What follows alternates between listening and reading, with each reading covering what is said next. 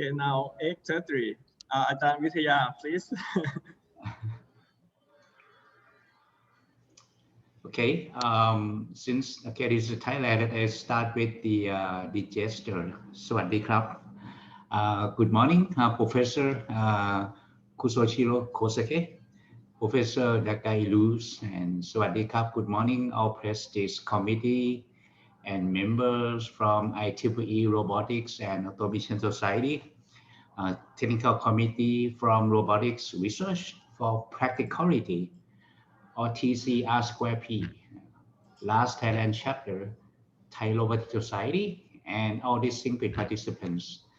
On the behalf of co-organizing committees of the internal workshop challenging of applying intelligent and autonomous robot in real-world application, it is my honor to welcome you all to the workshop hosted by TC-R²P, last Thailand chapter, and Thai Robotics Society. This workshop will serve as an exchange platform for our research activities in robotic fields by bringing together researchers, experts from university, professors, higher education institute, government agency, and from industry as well. The program really reflects the current status of the research and technological implementation, focusing on the intelligent and autonomous robot in new application. Let me take this opportunity to express my sincere thanks to Dr. Donapi and technical committee for their collaboration to set up this workshop. Okay. We also acknowledge strong support from last Thailand chapter and TC-R²P as well. As a co-host of the workshop, I hope to actively participate on this online workshop, enjoying knowledge sharing and enriching innovation.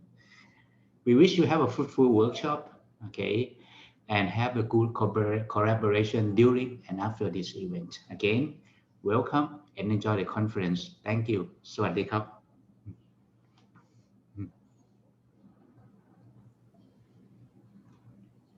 And Professor Kosuke, please. Yeah, thank you very much, Professor Vitaya and Thai President of the Thai Robotics Society. Sorry, it's not so easy for me to read the family name. It's too long. So I'm Kazuhiro Kosuge, one of the co-chairs of this technical committee, and I'm currently a director of Center for Transformative AI and Robotics, and specially appointed professor, Graduate School of Engineering, Tohoku University, Sendai, Japan. And I'm now staying in Hong Kong to do something interesting. And maybe at this moment, I couldn't say so much, but later probably in the future, I mean, such workshops, we are going to unveil something different. Let me first explain what I say, why this TC was established. The idea of creating this TC came up to us when I visited Professor Dika Liu, and he's going to give a presentation later, and in Sydney. And I'm so, impressed with his research. Really, useful for the, for solving the real issues. And I have a, also similar tendency, and I think that the robot is an artificially created system. So if it's useless, we should not do the research, right? That is a kind of a background of the start of this research. So, and we decided to start this technical committee. We tried to invite, for example, Professor Rodney Brooks, Rainer Bischoff, and others. They joined, our this technical committee as one of the co-chairs, as a co-chair of this committee. So we are very happy, and we submitted a proposal to the Robotics and Automation Society. They are very strict and rigid, but by somehow during the Technical Activity Board of Robotics and Automation Society in Madrid in 1918, this a technical committee was approved. So I think that through this, today's workshop, I hope that everybody can learn, everybody is going to understand what we are, thinking in our mind and how important it is. And I think that with robotics, activities, robotics related activities in Thailand or in Asian areas will make something different from others. That is what I really would like to, we really would like to put emphasis on during this workshop. And I would like to, thank IEEE RAS Thailand and Thailand Robotics Society and other, relevant organizations who are supporting this committee. And I hope, all of you are going to join our TC if you like, and so that to accelerate the research in this direction. Thank you very much. And finally, I'd like to thank all of the participants in this workshop. And I really hope that you can enjoy this very, very unique workshop. Thank you very much. Thank you very much, Professor Kosuke. Maybe from TC side, maybe you still don't know much about Thai Robotics Society. So we have a few more minutes for Professor Withaya to introduce our Thai Robotics Society to you and to our audience. Okay, maybe I share my screen probably better. Kind of easy for, okay. Did you see my presentation clearly? Yes, we can see your presentation. Okay, hold on. Just a second. Oh, sorry.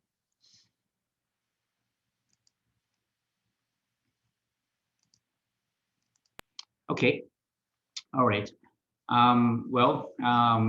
As the president of the Thai Robotics Society, this is probably a good opportunity that they share and introduce our society, okay, to the our participants. Okay. In fact, okay, I have to admit that I'm so impressed with the IEEE Robotics Society. Why? My really first paper, okay, was published, the first paper in my life in the IEEE Robotics Society, okay. And in fact, okay, so it might be a destiny, okay. Is anything? I'm sorry. Okay. Okay. Oh, I have to apologize a little bit. Okay. Because my really first paper also was selected at the Basketball Award. This is my really first paper.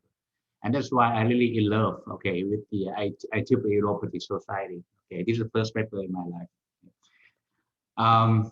Well, when we came back, okay, from United States, okay, all the professor, researcher, and industry expert in Thailand, we gathered together, and we set up this Thai Robotics Society more than 20 years ago. Okay, the objective is to promote the robotics talents and technologies, okay, and to promote the distribution knowledge in robotic fields, and to organize and promote all the activities, okay, in academics, okay, and also supporting role in the safety and standards. And we also coordinate with the other local and international association, okay. And of course, one of the main objectives is to enable collaborative research networks and strengthening our higher education. Okay. I am the current president of the Thai Robotics Society. Here as well, Dr. Surat Kwan Mueang is also the secretary. Okay. We have a former president from various universities, starting from Professor Manukit from AIT, and Professor Chit Lawatana, okay, Professor Prapat, and from Chulalongkorn University, and also Professor Japit, who also our keynote today from Mahidol University, okay, and and then we take turn, okay, to serve the society. Okay. We have a lot of activities. Okay. One thing we do conference, technical conference. Okay. We have our own conference, and we organize it almost every year until we have the COVID-19 situation. Okay. We call the Robotics and Industrial Technology Conference. We also collaborate with the IEEE control chapters, okay, in Thailand, to organize an international symposium on instrument and control, artificial intelligence and robotics. Okay, and we're also doing something like robotic forums, okay, for industrial as well. In addition to conference, what we do in Thailand, we also create a pool of Thailand people by organizing the Robotics Thailand competition. Okay, such a local event in Thailand and also international event. Okay, Robocup Asia Pacific in 2017. Okay. And the latest one, okay, we ship our contest to the very real practical, which is very suitable for this conference as well. Okay, and last but not least, we're going to organize the World Robocup in next year. Okay, this is the CRIS, okay, conference of the Thai Robotics Society of Industry and Industrial Technology. And we also organize the robotic forums, okay, together with the FIBO, okay, from King Mangkut Thonburi, okay, for 2 years in a row, okay. And we also help to organize the international symposium on instrumentation, control, and artificial intelligence and robotics, together with the IEEE Control and System Society of Thailand, okay. So, and quite success, okay. And in addition, like I mentioned earlier, okay, in the past 20 years, when we come back, we have to set up the communities that are our hard job. How can we create a lot of, robotic talents? Okay, way back 20 years ago, we don't have too many robotic researchers. We have about 10 or 20 in that set. Okay. So we have to create a big pool. The one way we do it via the competition. Okay, so we do the Thailand Robot Rescue Robot. Okay, Robocup Championship in Thailand. Okay, and self-driving car. Okay, flying robot and robotic workshop. Okay. And 5 years ago, we co-host the Robocup Asia Pacific. Okay, that bringing all the junior talents as well as senior talents from around the world to come and participate in the event in Thailand, okay, which is actually organized by Mahidol University. And in fact, we continuously going to Robocup every year, okay, participate almost every year, okay, and we're going to organize, co-host the World Robocup in next year, okay, 2022 in Bangkok, Thailand, okay, together with the Mahidol University. This is the event, the last event we organized 2 years ago before we have a COVID-19 situation, and I will show you briefly what we done. Okay, this is the real event. It's a smart horticulture, and that actually do competition about the you can see that we do in the outdoor, in the real tree. Of course, the food is not real, okay, because it's easy to set up. And this group of people are mostly undergrad. Okay. And this is the way that we create the activity, and we also have a workshop about the image processing, okay, microcontrollers, programming, and the rest of it. You can see that they do things quite nicely. We have about the almost 20 teams, and each team is consists about 10 or 20 undergraduates. So we create a lot of cool people that actually do this in robotics and practically. Like you guys know, Thailand is the main การย้อนแสงของกล้องนะครับ okay, เบาๆนิดนึงแต่ว่าคนได้มี need a lot of พระอาทิตย์ติดตามตลอดเวลานะครับ in order to promote this. ยกกล้องให้ระวังครับระวัง And we also have a very good success story. Okay, our alumni from TRS right now, once they graduate, some of those went to Japan, some of those went to Austria, some of those went to Australia, some of those went to United States and Europe, and they further their study, and some stay with in Thailand to do their PhD as well. And right now, what they're doing, okay, some is being researcher and professor, and some doing their own robotics product, robotics company. Like this company, they're making agriculture, a drone, okay, and this company overall they're doing the security robot, okay, and they show this robot at the United States, okay, and they're doing the unmanned vehicles, okay, like the and a lot of things, okay. So we kind of proud of the result that we doing almost all the 20 years, okay, and some are actually making a new products, okay, related not so related to robotics, but use a robotic technology to do so, okay. So as a society, we are really proud what we done on the past. We have to credit all the previous president, okay, and also we have to thank IEEE Robotics Society and all researchers around the world that helping us to create this successful workshop. Thank you. Thank you very much, Professor Withaya.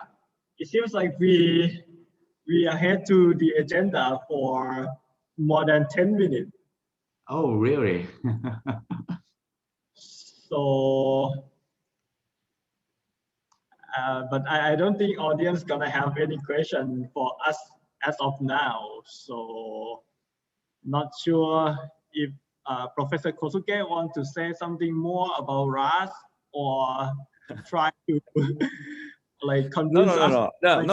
I have one simple question. So Yes. I missed how many members Thai Robotics Society has at this moment? Well, most of university in Thailand is our member. Oh, I see. So it's basically we gradually all research professor, researcher in the industry as well. Okay, and in the past we are only one that organized all the event related to robotics. We have to admit that not too many people on the past, say 20 years ago, they graduated from robotics and come back to Thailand. Okay, so and that's why we need a lot of effort to do a lot of dimension. In addition to research, we have to stir a lot of activities for the student, okay, for the so that they get motivation, love robot, and they continue to study robot and further their dream. Okay, so it's that's why. Okay, it's kind of nice story. Okay, so and in fact right now we have growing up, okay, to some other society as well. Yeah. Yes, thank you. It's very promising area. I envy your situation. I mean, very much.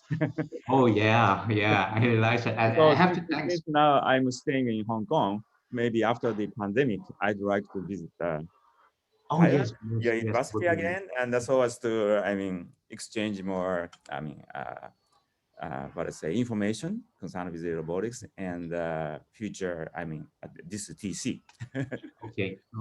I think you're so welcome, and we have a young researcher like Ronald P. and a lot of them. Okay, that join this workshop as well. Yeah, I think it's a good starting networking collaboration platform that we're making today. And I also saw, I see that some of my friends on the advisory board over your TR. Oh yeah, you can see that. In the future, I'm very and those friends actually helping to set up this. We take turn. We take turn to organize. Yeah, and 2 years in my turn, and 2 years some of the professor. We helping each other. Yeah, because we have to create a lot of talent pool in robotic fields. Thank you very much. Welcome. Yes, can I just ask a question? Yeah. So, in terms of robotics industry or robot industry in Thailand, and is that a big industry or is that getting bigger? And also, what are the main focus of robot industry in Thailand? Wow, it's a good question. I think I can answer this clearly because I also was invited to be one of who set up the promoting plan, okay, for the industrial robot in Thailand. Okay, we actually have a policy, okay, launching the we call the Thailand 4.0. One of those supporting robotic industry. Okay, for example, if you use the autonomous or in your manufacturing, then you can have a track credit towards your investment. Okay, and the last 5 years, okay, we quite success. Okay, we do have a lot of investment on the system integrated robotics system. Okay, to create the solution for the industry. And we also have a lot of companies growing up, okay, some from abroad, okay, some actually from Thailand, some joint venture, okay. And I'm really proud. We also successfully set up another society, okay, we call the TARA, or Thai Entrepreneurs, okay, Robotic Association. Okay, so they set up the professional robotics society, okay, and they're going up right now, okay, significantly, okay, and robotics technology is one of the main agenda in Thailand. They would like to move forward, both research and implementation in the not only industrial, in the agricultural section as well. Okay. Oh, that's very nice to know. Thank you very much. Yeah. And so, actually looking for your presentation, I saw briefly. Yeah, I saw briefly yesterday. Okay, yeah. So looking for your talk actually. Yeah. Thank you.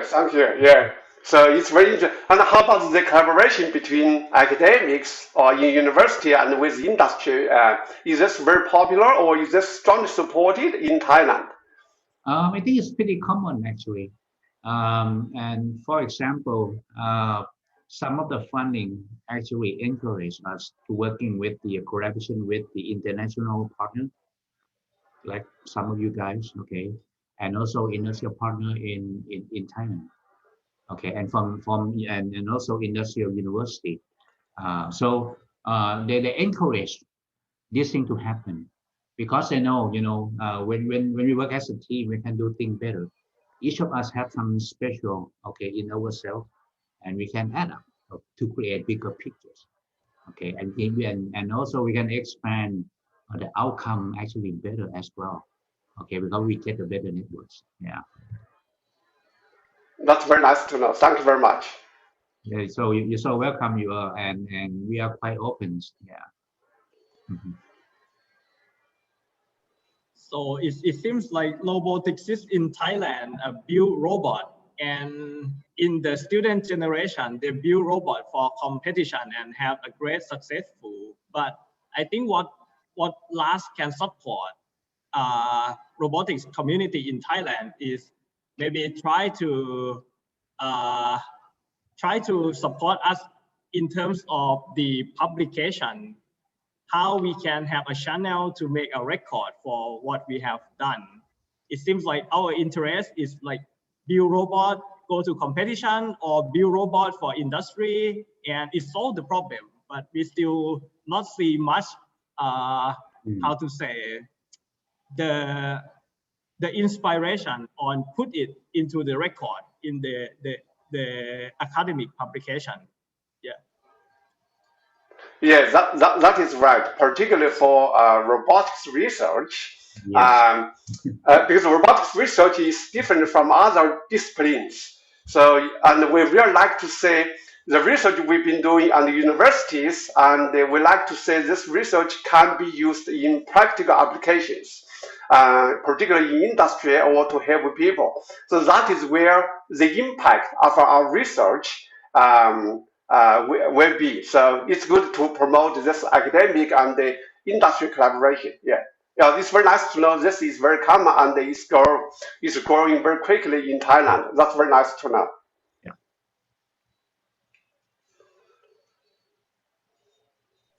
We still have about 5 minutes before I had the schedule. So I think Professor D.K. Liu has a lot of, content Yeah. to present. Okay. And I think, you can start earlier. And Why not? Okay, I will start earlier, then I will just, okay. We don't So, have questions from the audience. Okay, so I will share my screen. okay.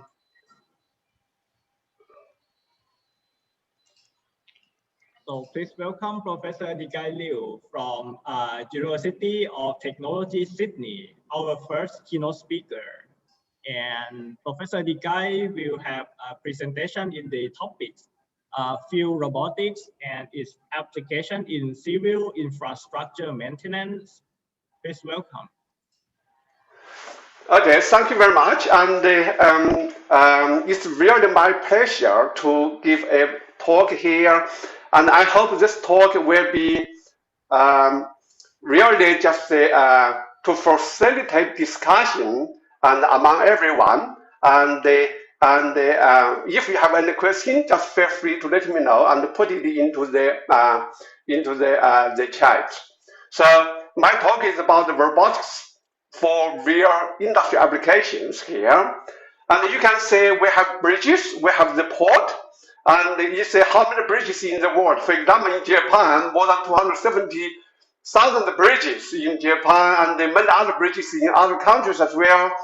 But for maintenance of the bridges, it's very difficult. Particularly, you can say all the bridges are difficult to maintain. So, and we have ports, so everywhere, and how we're going to really just say manage the port, particularly for the equipment in the port. And we have the transmission towers, like say everywhere you can see, and this transmission towers, if we don't do a good maintenance, then it will be end up like this. Then this is a disaster. And also the wind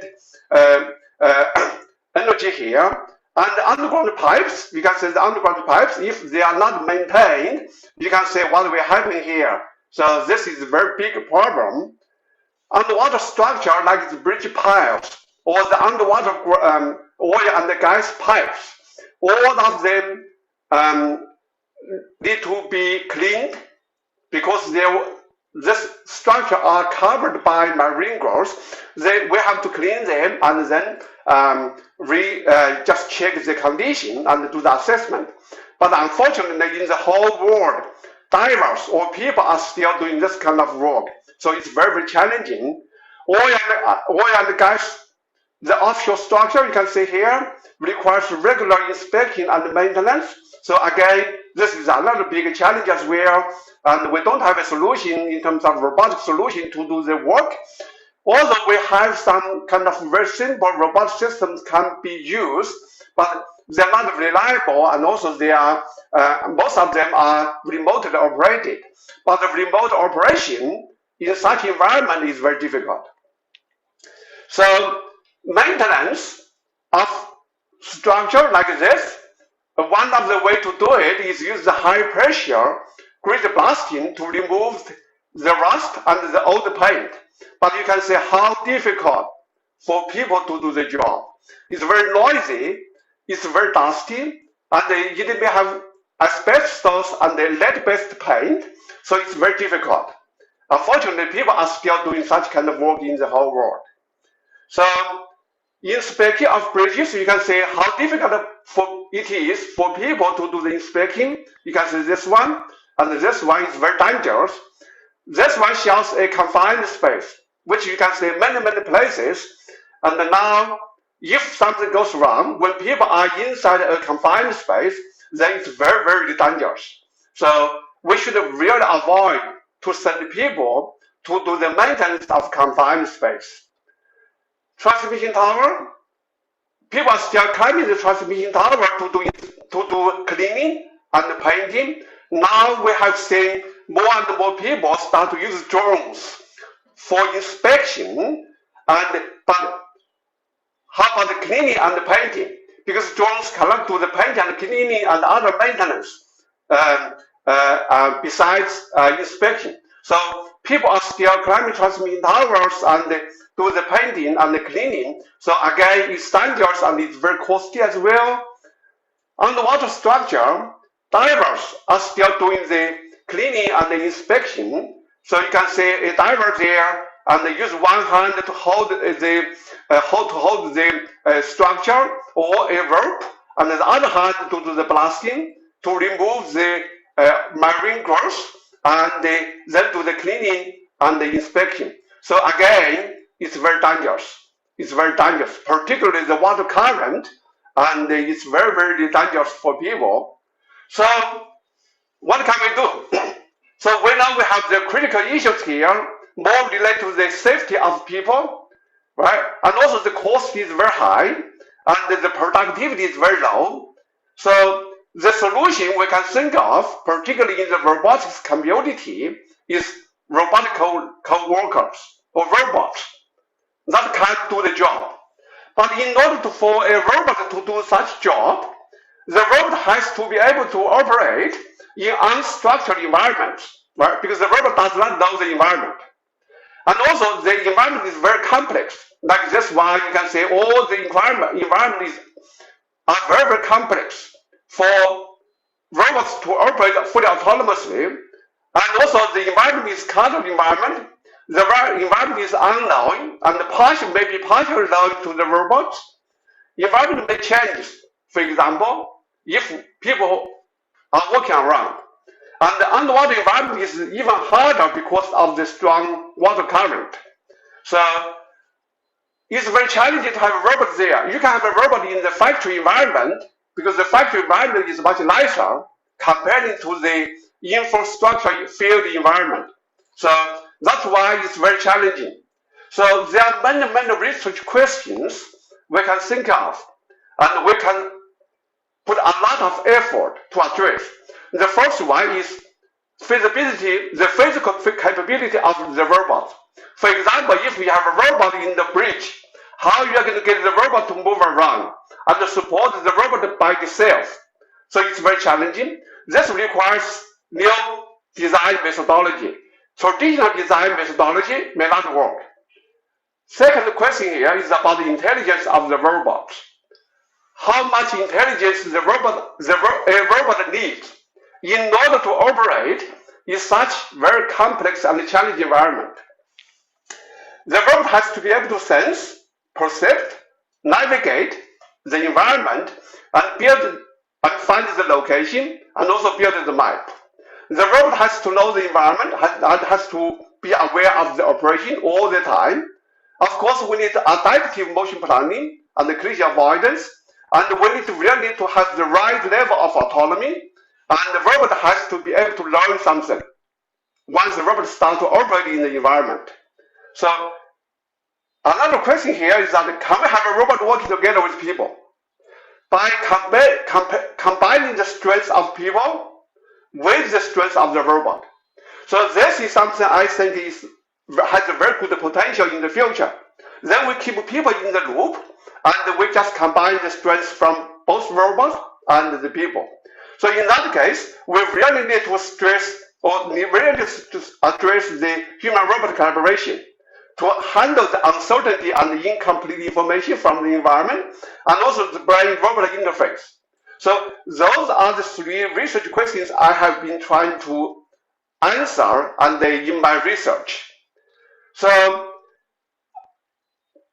fully autonomous solution here provides one possible solution, but the current available technologies may not be able to make the robot autonomous enough to do the structural maintenance in real environment. So we have some autonomous robots second option here is that robotic co-worker. So we have people and the robot working together to address the problem. Definitely, fully automation is not going to work in the field environment like the bridges or like the offshore structures, right? So those robotic co-worker or fully autonomous robot are the possible solutions we can think of, and we should be able to put more effort in these two aspects. So my research topics here, one is about robot in unknown and complex environment. Second one is about physical human-robot collaboration. And the third one is about many robots working together. So robot teams, like many robots moving containers in the terminal. So in my today's talk, due to the time limit, I will be more talk about the topic 1 and the topic 2. So in terms of topic 1, robots in unknown and complex environment. First one, as I mentioned before, we need new design methodologies. So we can get ideas from biological systems, or what we call bio-inspired design, to design a new mechanism that can really make it feasible for robots to operate in complex environment like the confined space, the bridges. This is confined space with some structures there and transmission towers like this, the truss structure.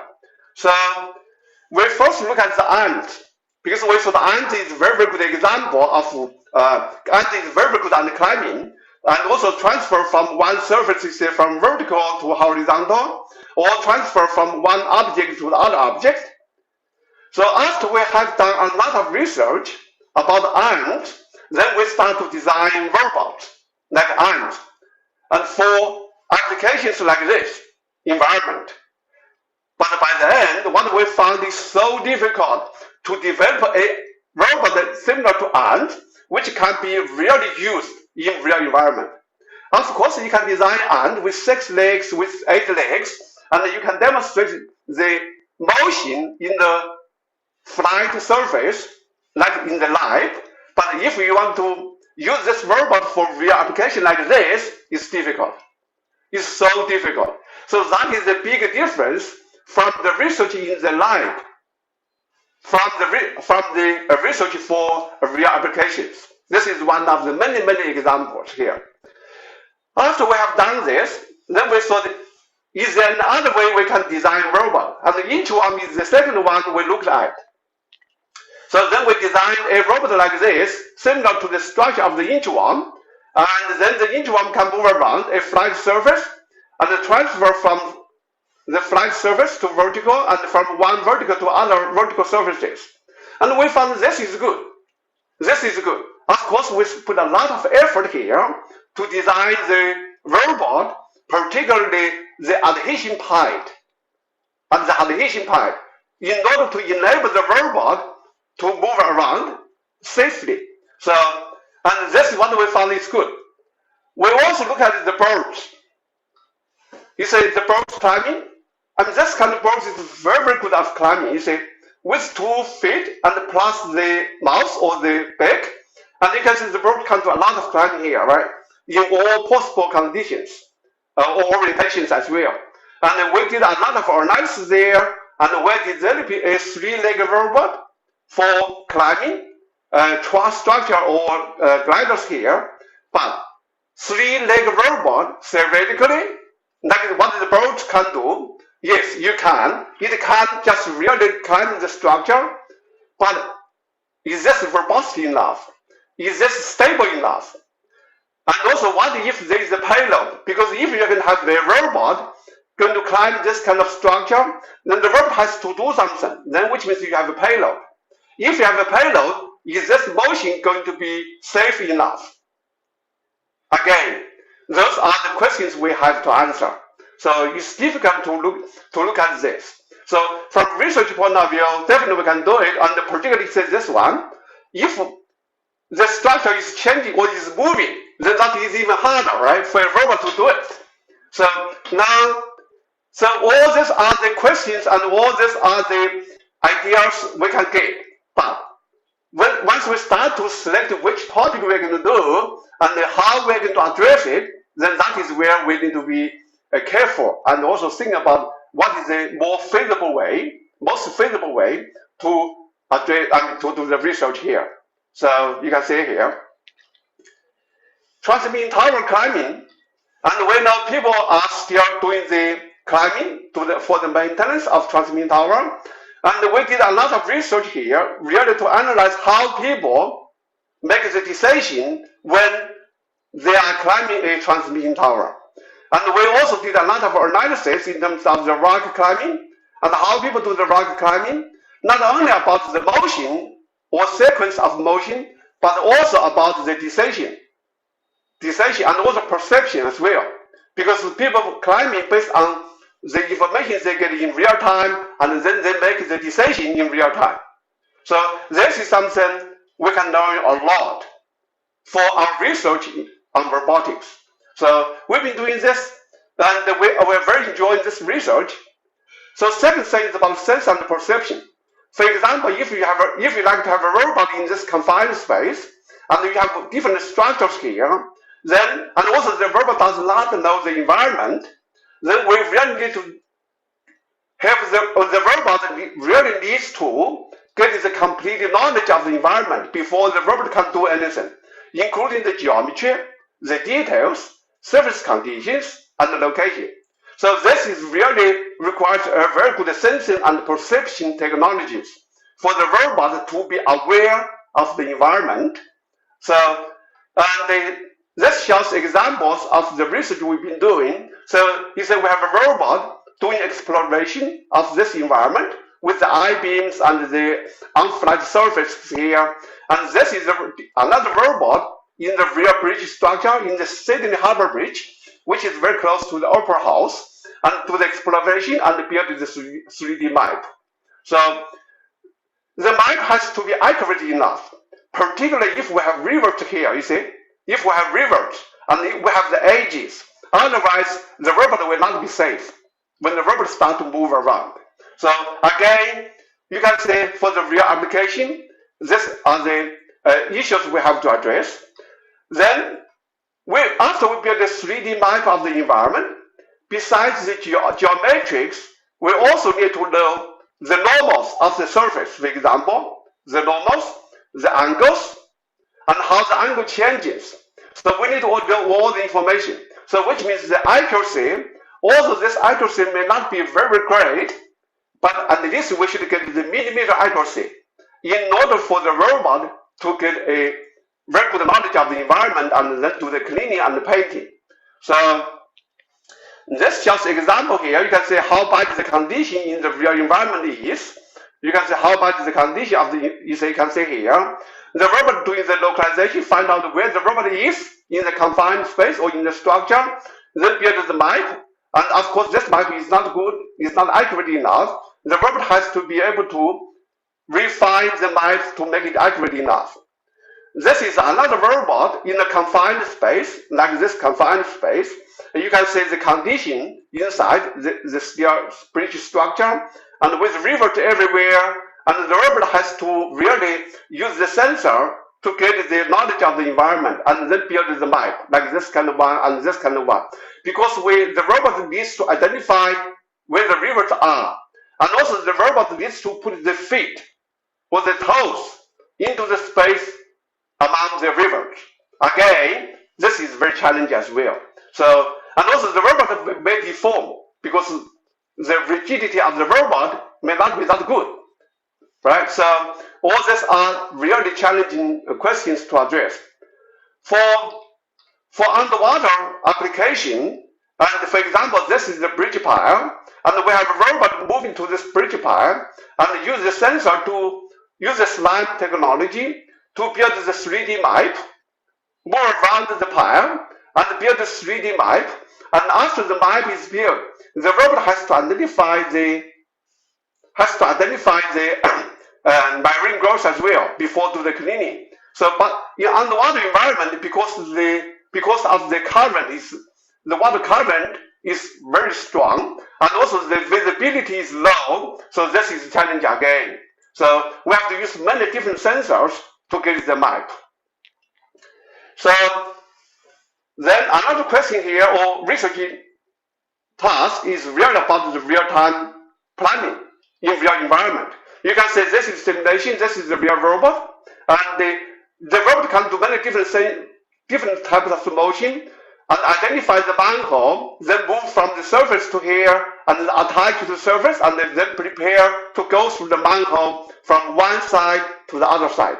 Again, this requires a very fast real-time motion planning based on the information received in real time in the real application. So this shows the experiment we have done in the Sydney Harbour Bridge. So you can see the robot moving around the area with revert, transfer from the bottom to the side surface, and move around. So everything is done, all the decision is made by the robot. Again, this requires huge amount of effort and also requires a very good, reliable, and very efficient algorithm for the robot to do this motion. This is the motion for another robot, and the naked robot is goes through a small hole here.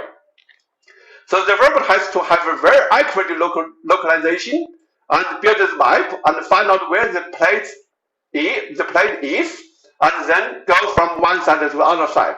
So everything has to be done by the robot. So again, so this robot companion, also the other robots you have seen have been deployed in the real applications in the Sydney Harbour Bridge. So which is quite exciting. Okay, about what I just presented here is really about some of the research work we have done. Then we have implemented the research algorithm or the algorithm here in real robotic systems for different applications. So this is the first application. So we developed the first autonomous robot for surface preparation industry. You can say this is the robot we developed with the cover here and with the sensor. The yellow part is the sensor package. So the robot first to conduct the scanning and mapping, find out where the robot is relative to the environment, and then build the map of the environment. This is the mapping stage. So after the map is built, then the robot starts to use the information, whatever is available, to make the map better and more accurate. As soon as the map is ready, then the robot do the planning and for the blasting. You can say this is the planning. And after the planning is done, then the user just press the button, then the robot starts to do the blasting. You can say this is autonomous blasting. So everything is done by the robot. The human worker there just only provides support to the robot. You can see here, this is the blasting process, and you see very difficult for people to do it, but even for robots to do it, it's still difficult as well. So you can see here, this is the blasting side wall. This is on the roof, which is not flat surface, and you can see the condition is quite good after the cleaning. So again, this is one of the main applications of our research in real industry applications here. So of course you can have many robots working together. You say one robot here and one robot here, they do their job, and of course we need to coordinate the operation of this robot, of course. You say two robots, two control panels here, but this control panel is basically more for simple user interface because the robot is autonomous. So, okay, second application, which is the binds by the climbing robot like this one. We put this robot into a small hole, through a small hole into the confined space. Then the robot starts to use the sensor to get the knowledge of the environment, then find a safe way to go ahead. In this case, because on the roof on the bottom has revert, that's why the robot decided to go on the side wall. And then when the robot finds a partition plate here, then the robot needs to sense the plate and then find a way to go ahead from one side to the other side of the bridge. And after the task is completed, the robot comes back to the start point. Again, this is a fully autonomous robot. You can see it has been deployed in the Sydney Harbour Bridge, which is close to the Opera House. and those are the research engineers. They were on the bridge doing the experiment. So this is the second example, and you can see the robot is on this. He's climbing this robot to climb the bridge and put the robot onto somewhere on the bridge for the inspection of the confined space. Third application, which is the another robot we have developed, is that this four-legged robot for cleaning, vacuuming, and painting. Because the each one robot just only do the inspection of the confined space. Then we developed this robot for cleaning, painting, and vacuuming. And this is the mapping stage. And then the robot do the planning and move around, even with many rivers around. And after this is done, then the robot will start to do the cleaning. And you can see here, okay, this is the planning stage. This is the robot get to somewhere and then start to do the cleaning, use the high pressure blasting. And this is the robot doing the vacuuming. So, and this shows how, and this is the animation, shows how the robot just moves from one side to the other side, and that goes through a small hole here. So again, this robot has been deployed in the Sydney Harbour Bridge for maintenance of the confined space. You can see here with rivers everywhere. So it's very difficult. So this is the challenging we have been trying to address. For underwater applications where we developed a robot, we basically implemented the algorithm we developed and in this underwater robot. Then when this robot can just move, swim to a bridge pipe or wharf pipe or underground pipe, underwater pipe, and then move around the pipe to build the 3D map. Move around, say, build the 3D map. Okay, let me just say, this is shown in the real bridge. Then the robot build the 3D map and identify the conditions. And after that, the robot will engage with the bridge pipe based on the planned path. Then start to do the cleaning here. You can see here, this is how the robot does the cleaning. And everything is done by the robot itself. And after the cleaning is completed, then the robot will just move around the pipe and then collect information for condition assessment. And you can see here, the robot here, and this is the area cleaned, and the other places are not cleaned. And the divers does not need to do much, just stay outside on the boat, just to monitor the operation of the robot. If the robot is doing something wrong, then the diver can stop the operation. So then people become the assistant to robots. And this is a good condition, particularly for people, and because they don't have to really get into the water to do the work. So this is the one. Another one is about the cleaning of the climbing of transmitting towers, like this kind of very complex structure here. And what you can see here, developing a robot which can really climb is difficult, right? It's very difficult. So this is what we're doing, developing a robot together with TEPCO in Japan for a robot really to climb transmitting towers and for cleaning, painting operations. So this is the first topic, and I have 7 minutes. So I will talk about the second topic, which is about human-robot collaboration for infrastructure maintenance. The research work I have been doing with this one, first one is about user pose recognition. So once human and robots working together, we need to recognize the pose of the user. Then based on the pose of the human, we find out how much assistance the robot should provide to a person, right? So if you are young, you are very strong, the robot may provide less support for you.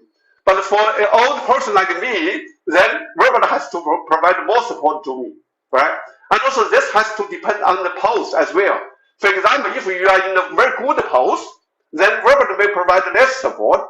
But if you are in a difficult pose, in an awkward pose, then robot will have to provide more support. Then, based on the assistance the robot should provide, then the robot should know the intention of the user. So what the user is going to do next. Then the robot, during the operation, the robot needs to know to have enough confidence and trust. Because what if the user is doing something wrong? People make mistakes, right? So if the user is doing something wrong, the robot should take actions. Whatever actions the robot can take could be take control, or to stop motion, or to share the control. So there are many ways for a robot to take actions. So how are we going to find out whether a physical workload or cognitive workload of the user is too much, or fatigue, or too much? So this requires brain-robot interface. So if we have the brain-robot interface, then we can identify the condition or situation of the user and use that information in the shared control. Say, in the control, say who is going to do more comparing to human and robot. So then the robot has to be able to, during operation, the robot has to be able to be aware of the environment and the operation as well, has to be able to avoid potential collisions as well. So those are the research tasks or topics I have been doing, and I think those are the important tasks if we want to have a human and a robot working together in real industry applications. So, of course, we can just build based on the musculoskeletal model, we find out how much support the yellow part a robot should provide to the user. So we have the task model, we have the strength model. Then the difference, you can say this is the task requirement, this is strength of the person, then the gap is what the robot should provide.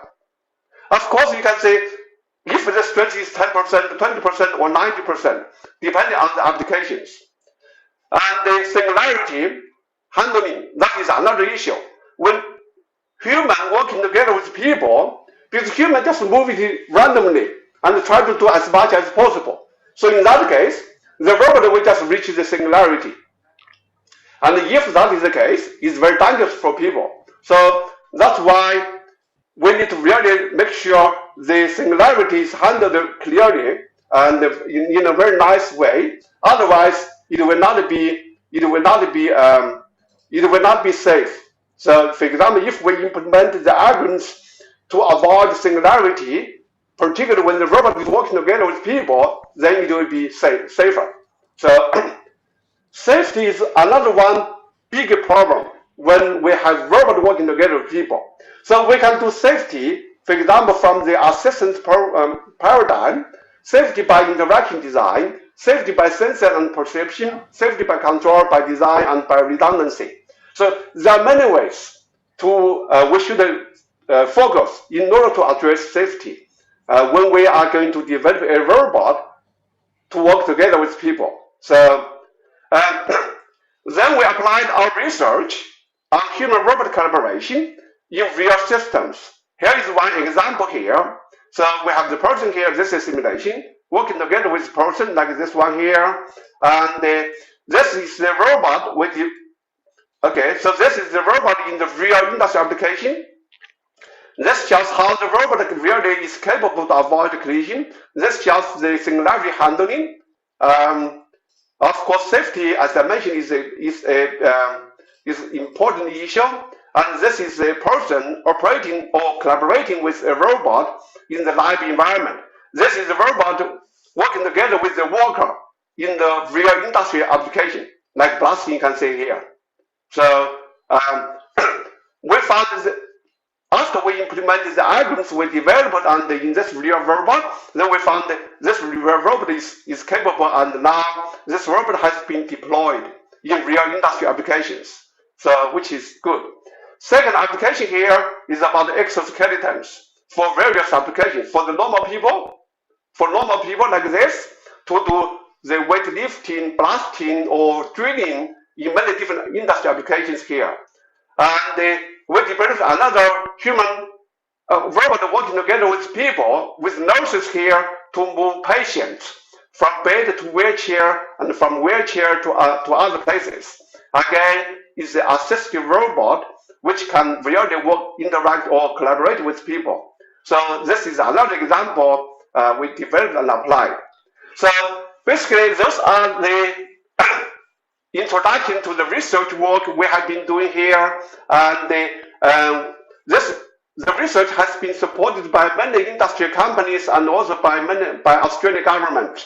Here are some of them, and also companies from Japan as well, from China as well, and so okay, so those here basically shows many of the robots we developed. You have seen some of them, and there are some of them were still under development. So that is why, for example, you have not seen it yet.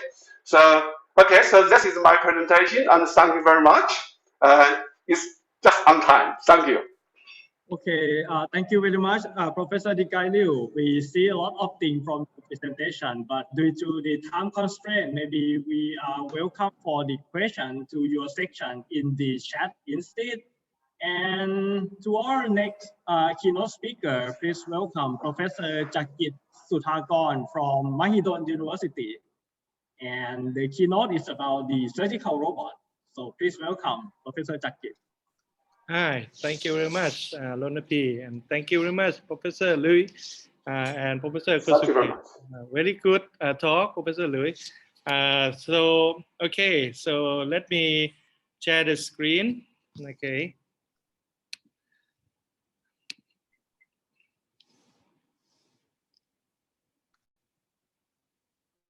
Okay.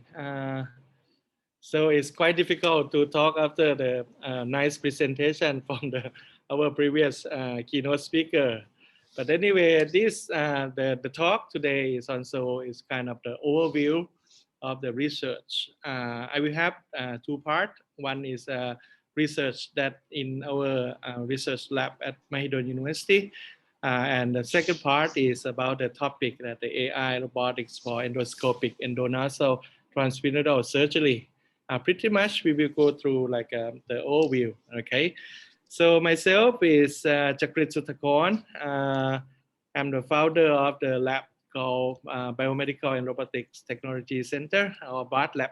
Okay, and our university is Mahidol University, is one of the oldest university in Thailand, and we are very medical oriented university. So I'd like to give you a small background about that. And we have like 3 medical schools separately from each other, and actually currently we have 10 hospitals for the university hospital. So we kind of have the very strong collaboration and a lot of resources in the medical field that involved with our engineering school.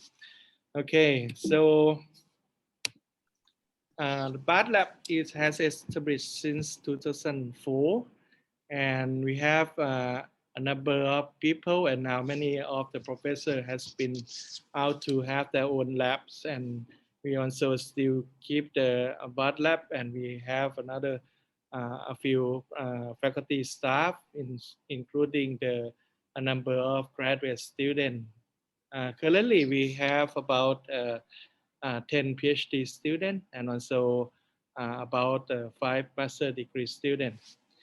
So at the lab here, we're doing the medical robotics, okay, and that is our main interest. And close to that is a computer integrated surgery, and also of course as a part of the application which we concern most in human interaction robotics. So these are example of our work. It's more like overview, like a surgical robot for the laparoscopic application. So we have worked with the surgeon in the Department of Surgery in both Mahidol Ramathibodi Hospital and also the Siriraj Hospital. So this is an example of the robot that actually more like a collaborative robot, and also we expand to have that. If you see, this thing is a master slave for the haptics feature. This is also part of our work here. Many of these review story is quite a big while ago. Okay, And this is another work that we work with our medical collaborators in the problem for the breast biopsy. Okay, so for the ladies, the breast cancer is one of the big topic and very important. So most of them, when they get the problem, and so they have to find out if the lesion is a real problem or the cancer, the tumor or not. So normally they will visit the doctor and see how it is by having the imaging system called mammogram, which is the position of the patients is different from the time that they do the biopsy. So the mammogram machine is X-ray modality, and so actually the patient has to stand, and the mammogram system actually they kind of do like press the breast and then get the image in two couple ways, and then the image itself actually very nice and clear, so they can kind of use this image to identify the things. But in the real application, the patients has to lie down, and then the radiologist or the surgeon has to use the ultrasound probe, okay, to guide for having the needle inserted into the breast and to kind of get the piece of the tissue, which is a biopsy way to do the pathology, and that is to realize. So our work is more like for the guidance and kind of have the math modeling and to combine the image from the mammograms into the image that actually during the time that the operative happen is from the ultrasound. Okay, so here and that is some part of the video that I show here is more like the development of the other part is a guiding system and the navigation and how to interact, and I have that passive robot that help holding the tools. So this is another topic that we do is Autobot. This is a recent one in the past, actually, but it's a long history project. We have been started about the fluoroscopic navigation system in the many applications for the orthopedic surgery. The surgeon actually use this type of the system is some they call it C-arm. Some the full name is fluoroscopic system. So it's a medical imaging system that based on the X-ray modality. So one of the bad thing is actually the surgeon, when they rely on this thing, they have to do real-time operation during the time that they do the X-ray thing, the fluoroscopy and so they get a lot of exposure to the especially to get exposed from the X-ray to the surgeons and also the radiologists, and also actually part is patients also that directly the X-ray into them. But anyway, for these things, so we kind of help to develop, co-develop the navigation system that instead of the surgeon has to require a lot of the X-ray images to make their decision to guide to do the minimally invasive surgery. So this is the started project that we do. Come to this video that we have here. We have an application. One application that we do is we develop the master-slave robot that the surgeon themselves, they actually control the robot with the master, with the feedback, force feedback behind the sort of the protected wall. So they still work on their own way to see how they make decision. But the thing is, such as this application, especially for like this is a pedicle screw insertion. So the spine surgery require very important procedure is after they remove all the and try not to really remove, but kind of move away the nervous system. And after they do finishing the spine problem in any other cases, so they have to kind of insert the screw into it, and that the screw the important thing is they like to go as deep as possible in the very right orientation and position. At the same time, they don't want to make this mistake that to reach to the point that maybe damage the nervous system or so. So instead of they do by hand and then getting exposed from the X-ray from this CR fluoroscope system, so they have this robot to master slave. Actually, this video is more like a lab research, but actually at this moment is already passed through the cadaveric experiments. Okay, and actually we are going next step for the clinical trial. And so this another example of the research that we have here is it's a hair transplant robot system, but this is kind of fully mock up to demonstrate kind of that idea. The key point of this, when we are getting older and we have the hormone difference and something's going wrong, so we lose the hair. And after we're doing that, there are many options to do. One is to do the hair transplant.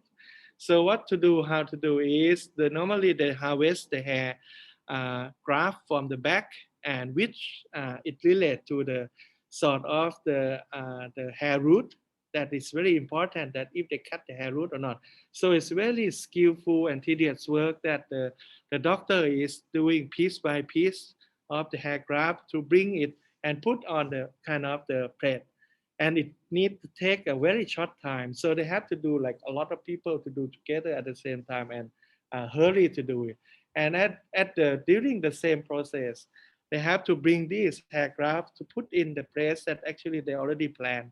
Maybe normally we lose the hair in the front first, so they do the thing. So I have one of my PhD student that he is actually the expert in this field. He's a medical doctor, so he has a passion about extracting his ability to bring in the robotics technology. So we are kind of develop the research that doing the robot that helping to do so, and more important in small detail like to get to punch to do the hair harvesting part, to get the hair graft properly and will not kill the hair root. That is another part of the important thing, and it involved with the research about the tissue engineering also. And so another part that we do is like robotics for rehabilitation. This video is quite a big while ago, about 2010. So this guy is actually, this is the first iteration. We have now the third iteration. So we have for the case that if the person with the spinal cord injury, that they lost ability to stand or walk. Okay, so we kind of develop the exoskeleton. If you can see for this example, this is a 10 years ago robot. The robot itself, the very main concern is about the actuation. Okay, because actually the most important actuator is actually require the highest torque for the body to sit, to stand, and then also walking is the knee. Okay, the next is also the hip and also the ankle, but the knee is most important. So if we just straightforward bring in the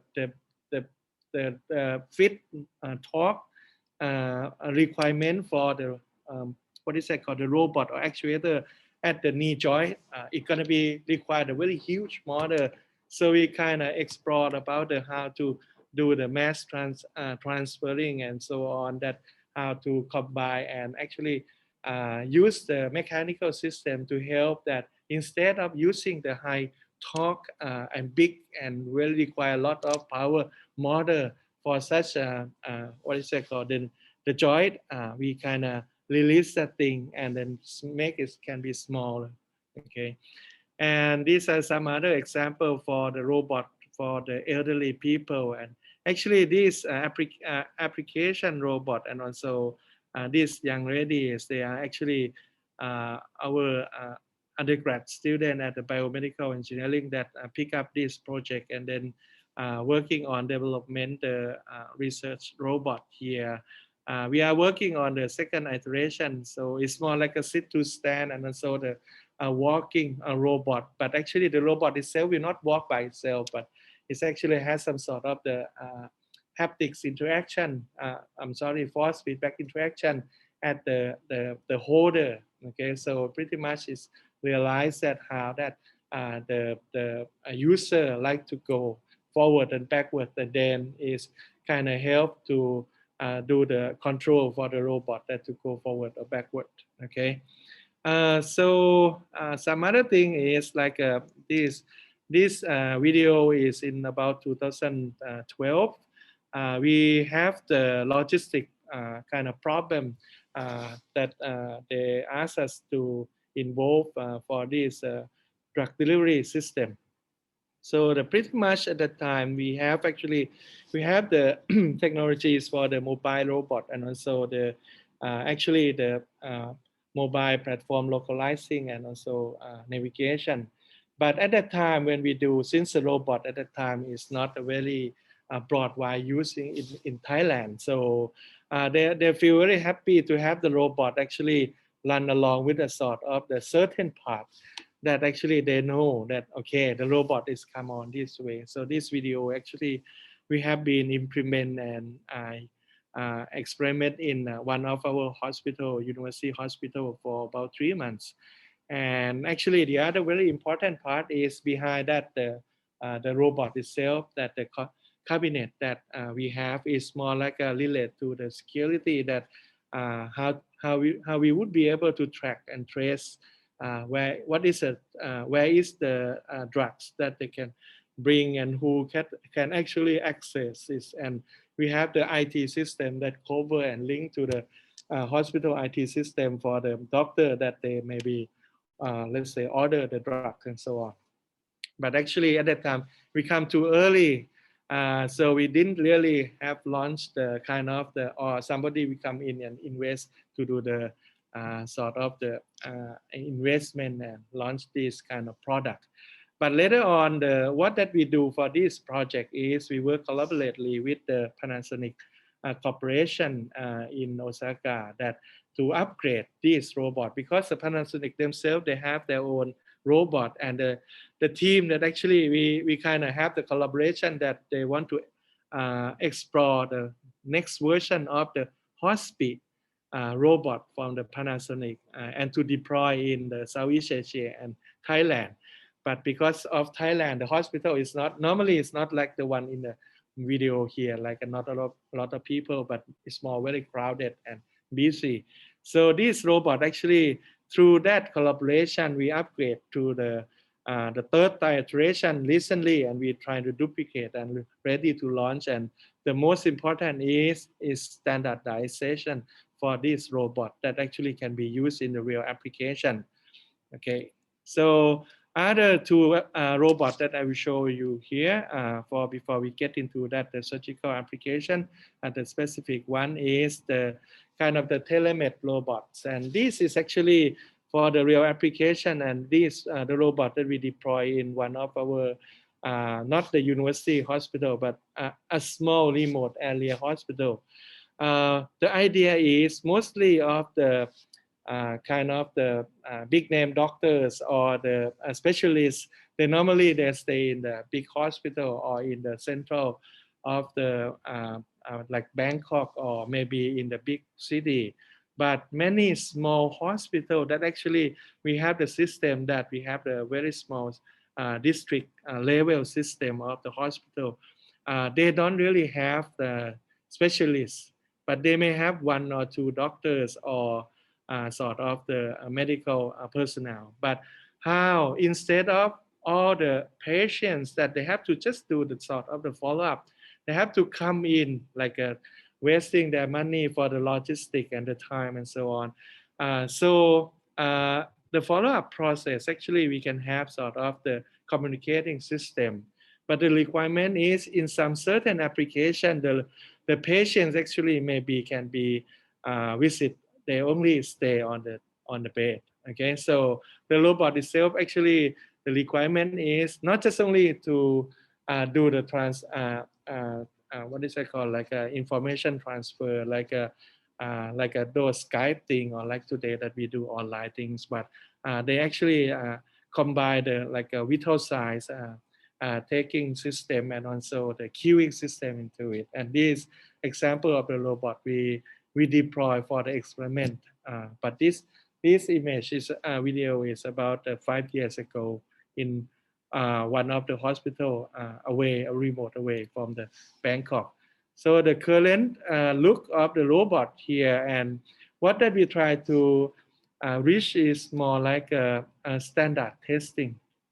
Okay, so this is an example of one of the new version that we have. We are duplicating the robot here, and we are launching this robot. But in the process of doing the testing and things, but this video we took from part of the maybe somebody come in and like to take the video and make some news.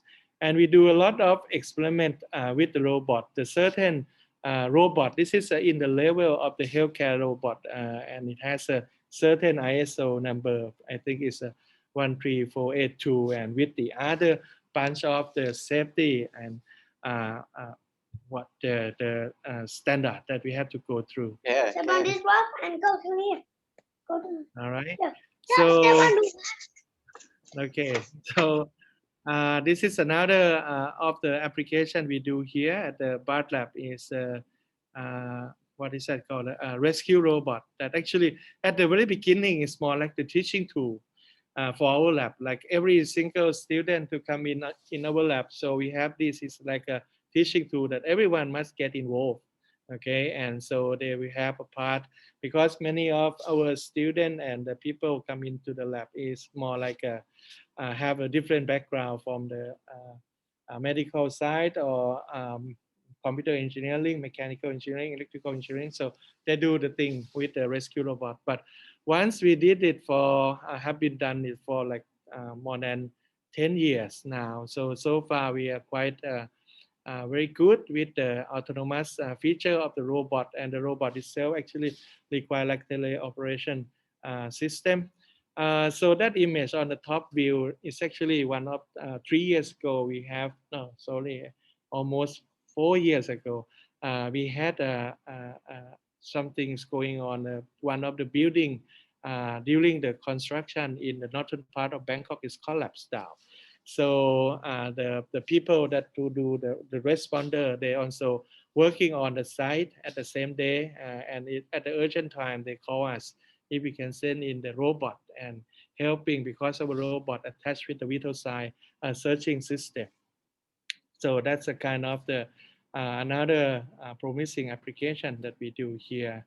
And at the side of information is some other project that we do, the robot for Antarctica survey. That is a very long time ago. That's one of the very first project that we have in 2004.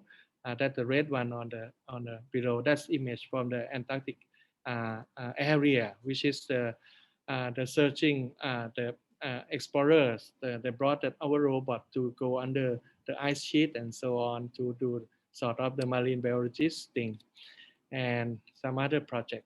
So I come to the, this is gonna be quick. So this is an example of our research, but I will go in detail a little bit. So the endoscope, endoscopic endonasal surgery is important. So how it look? We have, this is lead from the pituitary adenoma problem.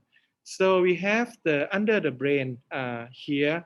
We have one important what is it called, the pituitary gland.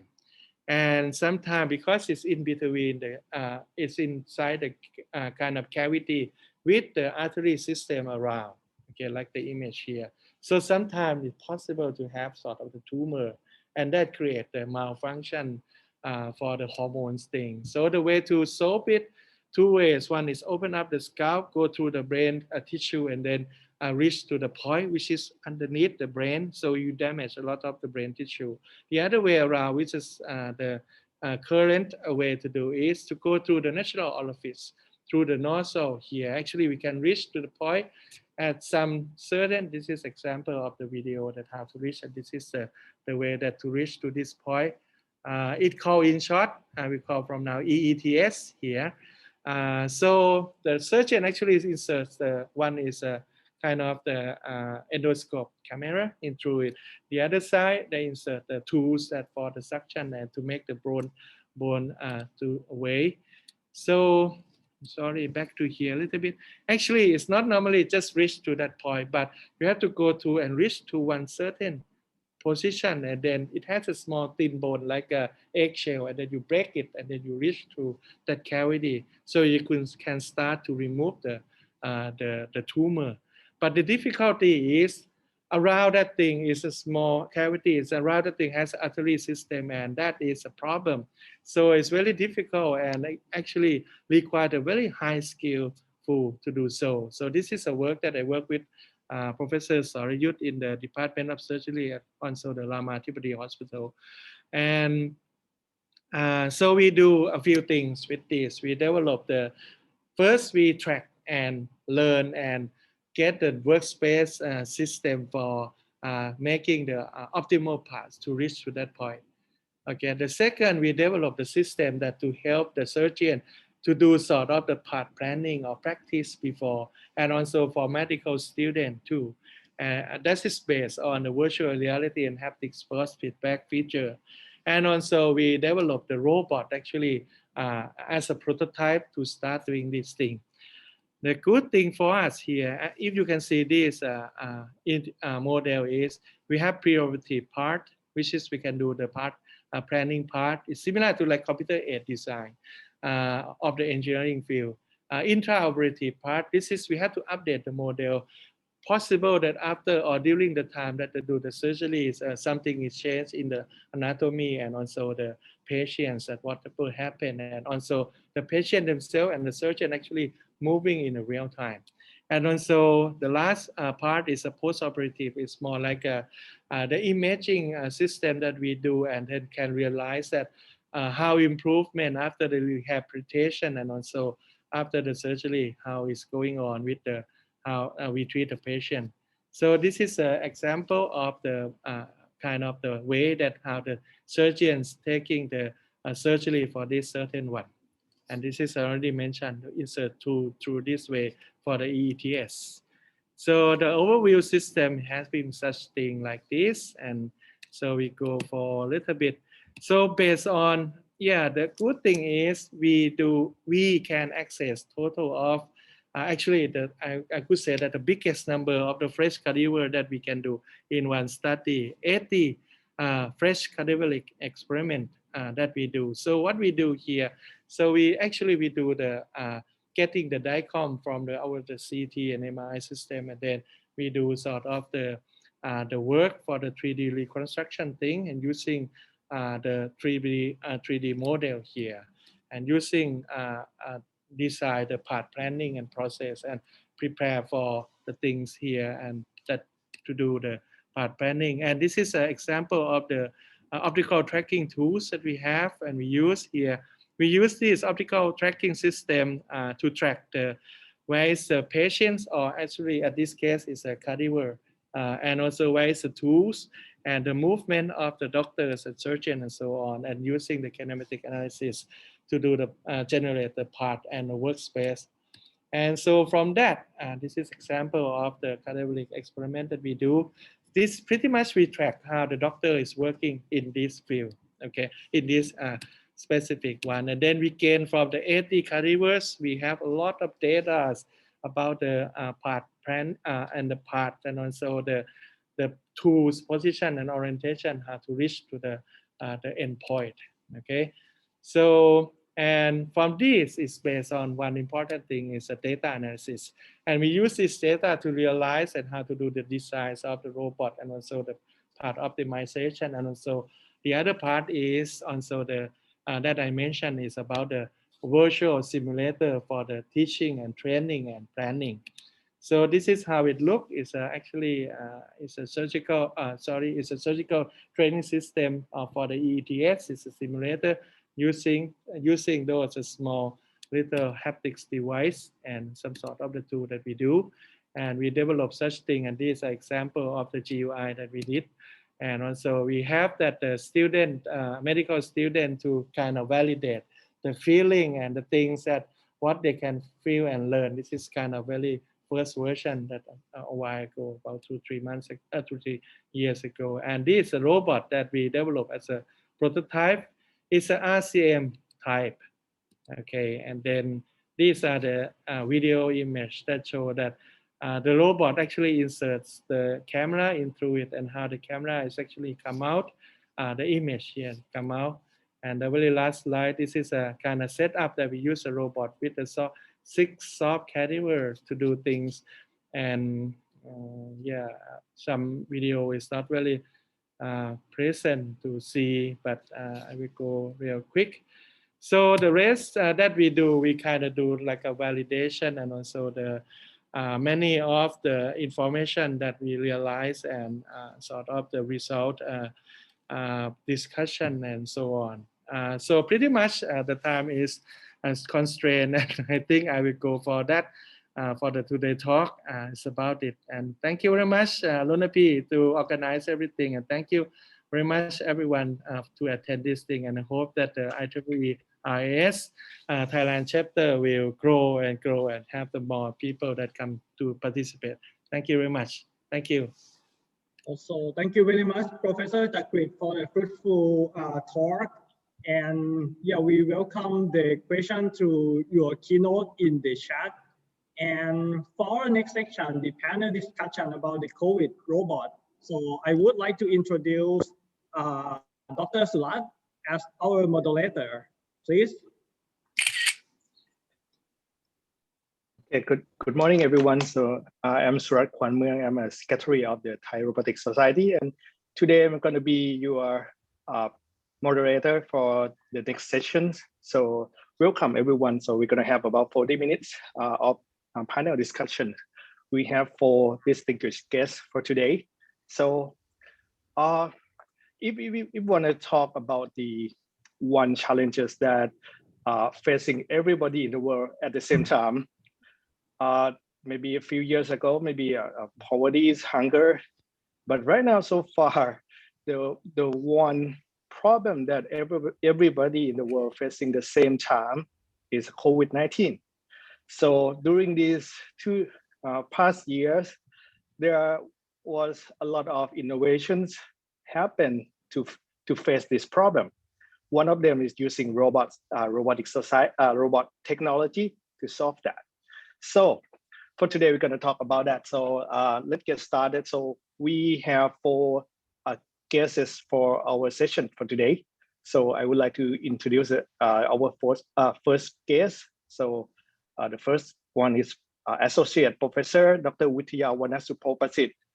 He is the president of the Thai Robotics Societies and the director of the International School of Engineering at John University. So please give a round of applause for Professor Wittiya.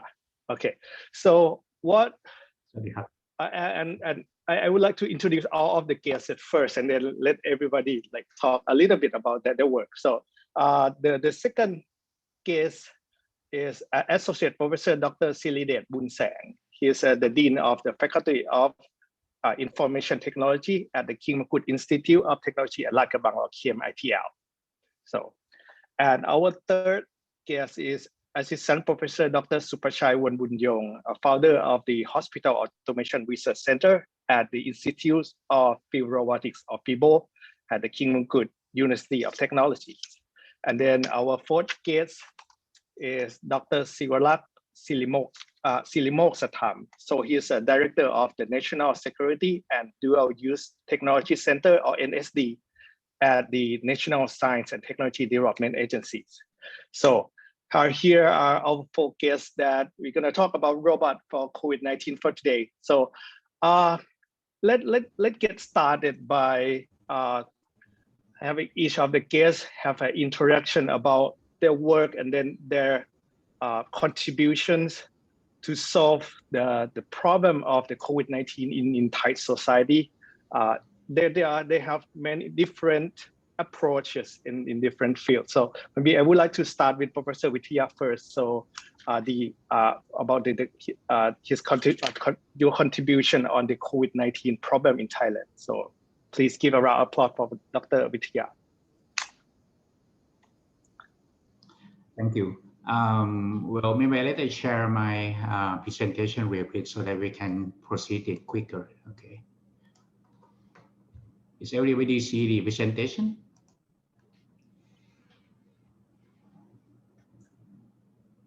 It's coming Can up. you see my? Can you listen to my talk? Okay, it's on now. Is up? Yep, it's up. Okay. Well, yeah, it was thinking about way back, you know, a years ago. Okay. Once Thailand faced the situation of COVID-19. Okay. We have you know, very big issue how to solve this and how to help this. Okay. In this situation, we have about, you know, a couple of months to help, you know, our hospital in Thailand, all hospitals in Thailand to fight against COVID. How could we come up with the technology? How could we come up with a robot? Not only a couple of robots, 10 robots. We talk about a troop of robots. We talk about thousands of robots. How could we make it in a short period of time? Okay. So at Chulalongkorn University, we set up a project called CU Robo COVID. Okay, that actually I myself is the head of the project together with Dr. Surat and also Dr. Miheson and Sukhum from private company. So we saw this case together. So what we done, we would like to share with you guys. Okay, we start with the send our team to see a doctor.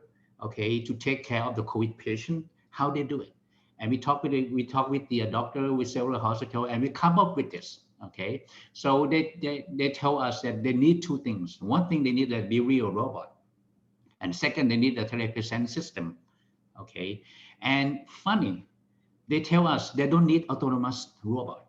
Okay, they need something that quick and help. How could they do so? Okay, and they have that, and the robot have to be small and be able easy and be easy to relocate. Okay, and no need for fundamental equipment to install, because they have to rearrange the hospital according to the number of patients.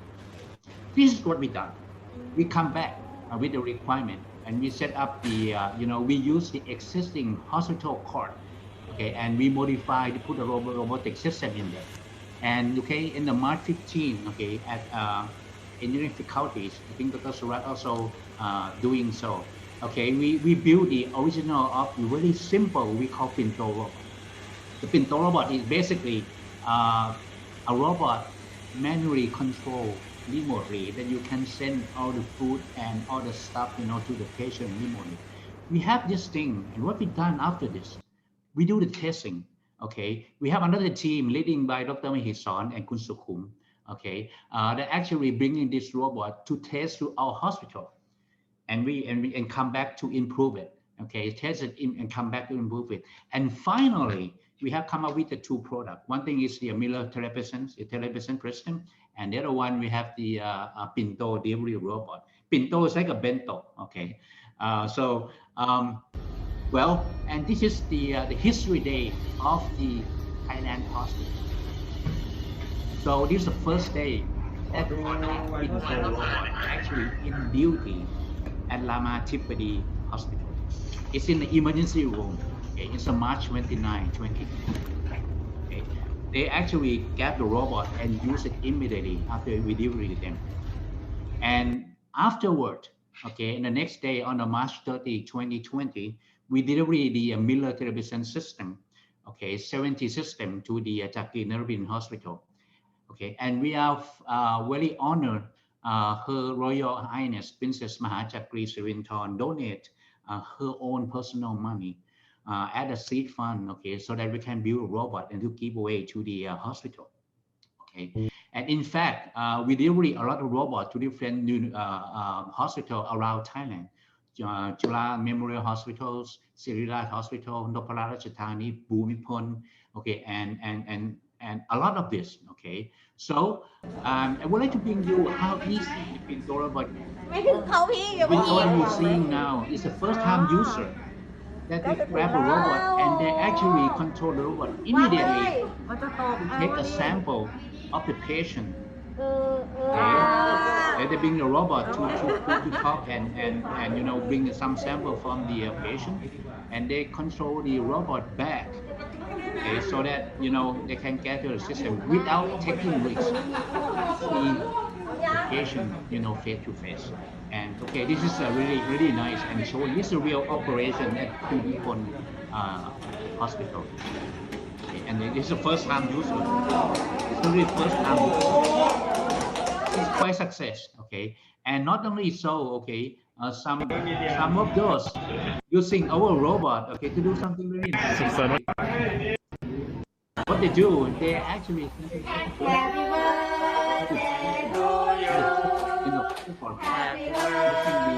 robot to do so. And we have a lot of people helping us to raise funds, okay, to do so, and we're ready to address that. Okay, mission impossible.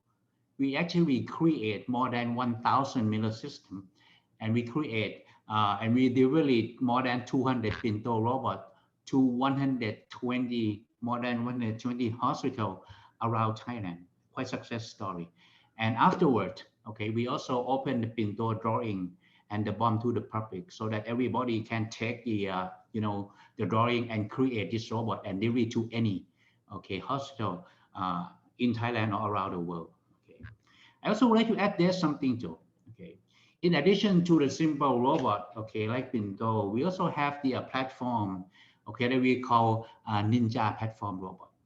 Okay, this robot also right now play more important role. Okay, so Ninja robot basically like a robot that actually remotely helping elderly, okay, and people such as this COVID situation. They can, okay, one robot can be at their home, another robot can be at the hospital. They can do health monitoring, rehabilitation, okay, and also tracking and sending the information to the crowd via AI system and come back to the doctors. Okay. We also have the autonomous navigation feature of the mobile robot as well. Okay, so this thing basically, this already employed in the hospital. Okay, I think more than 20 hospitals already using. Okay, and during to the Bangladesh hospitals, which is the Institute of Thailand, and to Jurapon Hospital, they already in use. Okay, in the real cohort work of the COVID-19 patient. Okay, and this is very interesting. This they're showing one robot, okay, that actually served 3 floors, okay, on the building using only one robot. It's all purely autonomous. The robot actually go to the corridors by themselves. Okay, you can see them in the wheel, right? And then go to service one floor to the others. Help checking and to help delivery thing, okay, and also to help to check patient how they're doing. It's all automatic and already installed at the Bangkok Elder Hospital. Okay. And in fact we are quite proud, okay, and that Chulalongkorn University have set up the field hospital and the cohort ward, okay, and the Pinto and also Pinto robot and Ninja robot also installed in the Chulalongkorn Field Hospital as well. So I think we are glad, okay, that as an engineer and a professor, okay, that be able to help Thailand with the project of the zero COVID, okay, and also really appreciate all the help from all donors as well. I think that pretty much. Yeah. Thank you. Yeah. Thank you very much, Dr. Wittiya. So it was quite a journey of building like 200 robots for a very short period of time and then send them to all the hospitals in Thailand. So now you can see that we can use robot in this COVID-19 situation. So actually it doesn't have to be very smart. It has to be cheap, easy to build, and then deployed really quickly. Now we want to move on to our next guest is that apart from the actual robot, if we have more advanced AI and machine learning, deep learning, how can we use that with the COVID-19 situation in Thailand? So I would like to ask Dr. Silidet Bunsang about his contribution in the COVID-19 situation. Yeah. Thank you. Thank you very much for the sessions, and I would like to present some of the work that have been working with various collaborators that to help with their, I'm not sure my screen is on, right? Okay. Okay. Yeah, it's on. Come up. Yeah. All right. Okay. Actually, our work is on the working with the various collaborators to come up with a platform that we work and try to actually it is designed for the industrial use, and for the situation for the COVID-19 we try to apply this platform to solve the various situations. And the platform itself is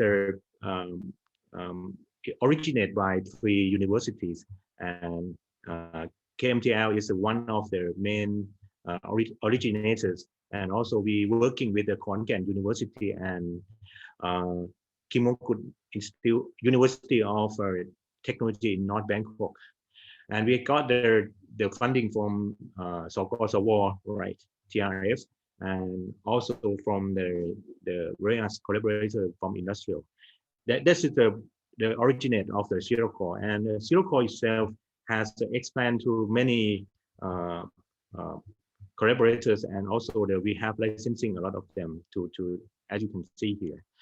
And for the COVID-19 that we have working with the collaborators, this is one of, sorry, but quickly gone through some of the work that we have been working. The first one that we have been working with our collaborators, you may remember that last year we have the problem of the shortage of the face mask, right? And that time the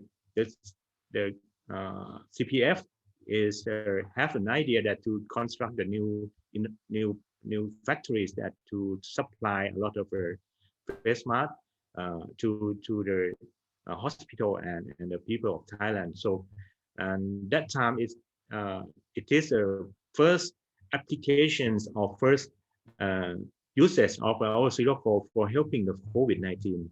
We go to the we collaborate with the it is a kind of a first project that it's using the deep learning for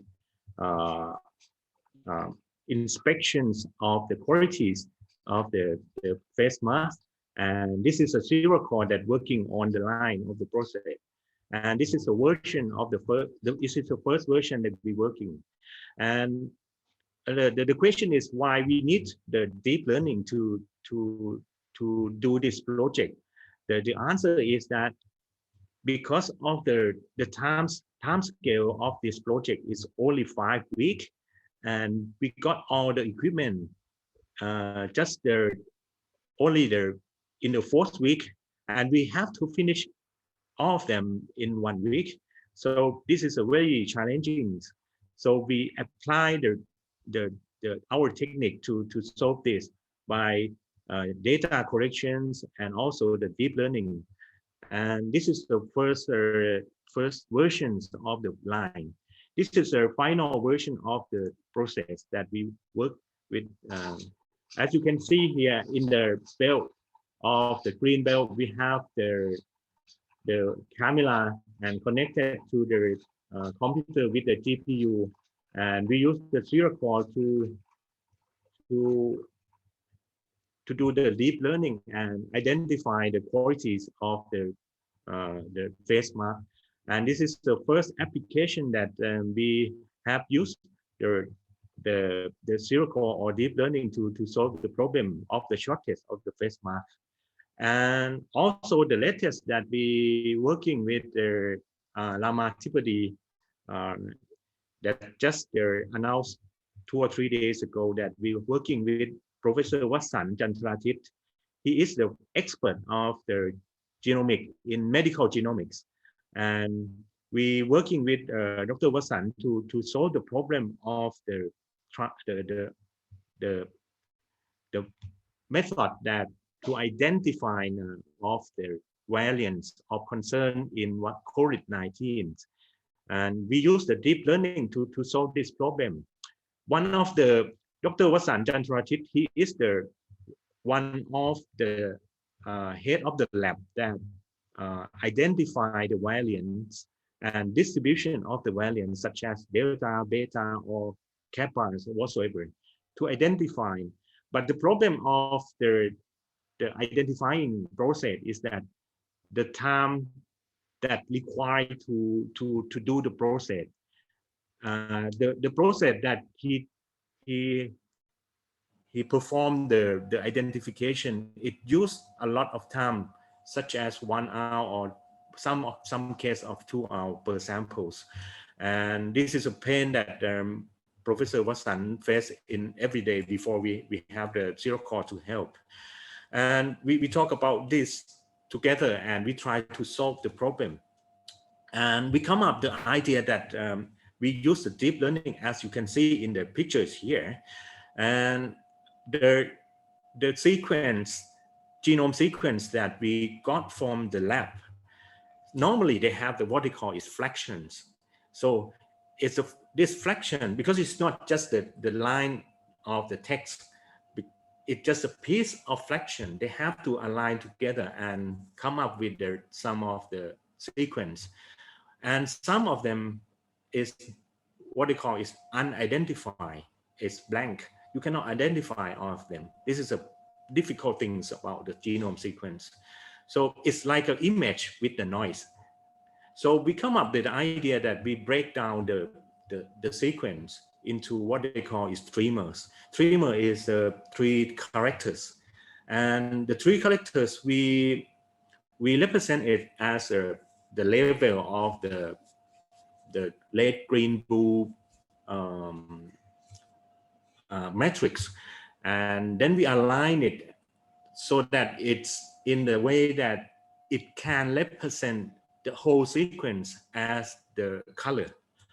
And then as you can see here, if we can map this sequence to color, and then in this path you can see the color here, the colors, this is a full sequence after you convert it. You feed it this one to the deep learning models such as darknet or whatsoever. You can classify it. And once you can classify, it's make the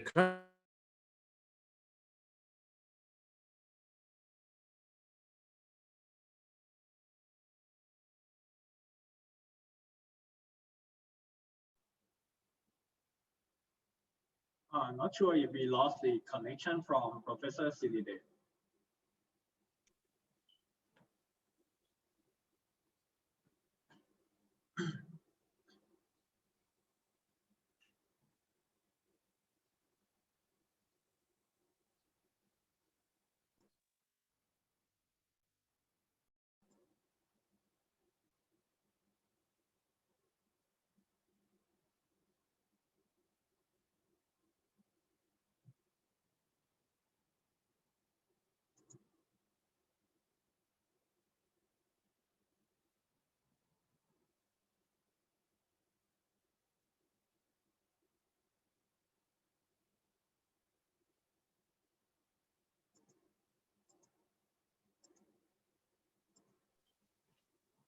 It seems that we have a difficulty.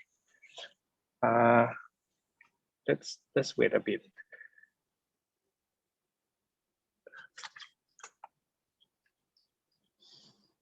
So before Professor Siridet is going to rejoin, I'm not sure if we can like skip to Dr. Supachai first, or you prefer to wait for Professor Siridet.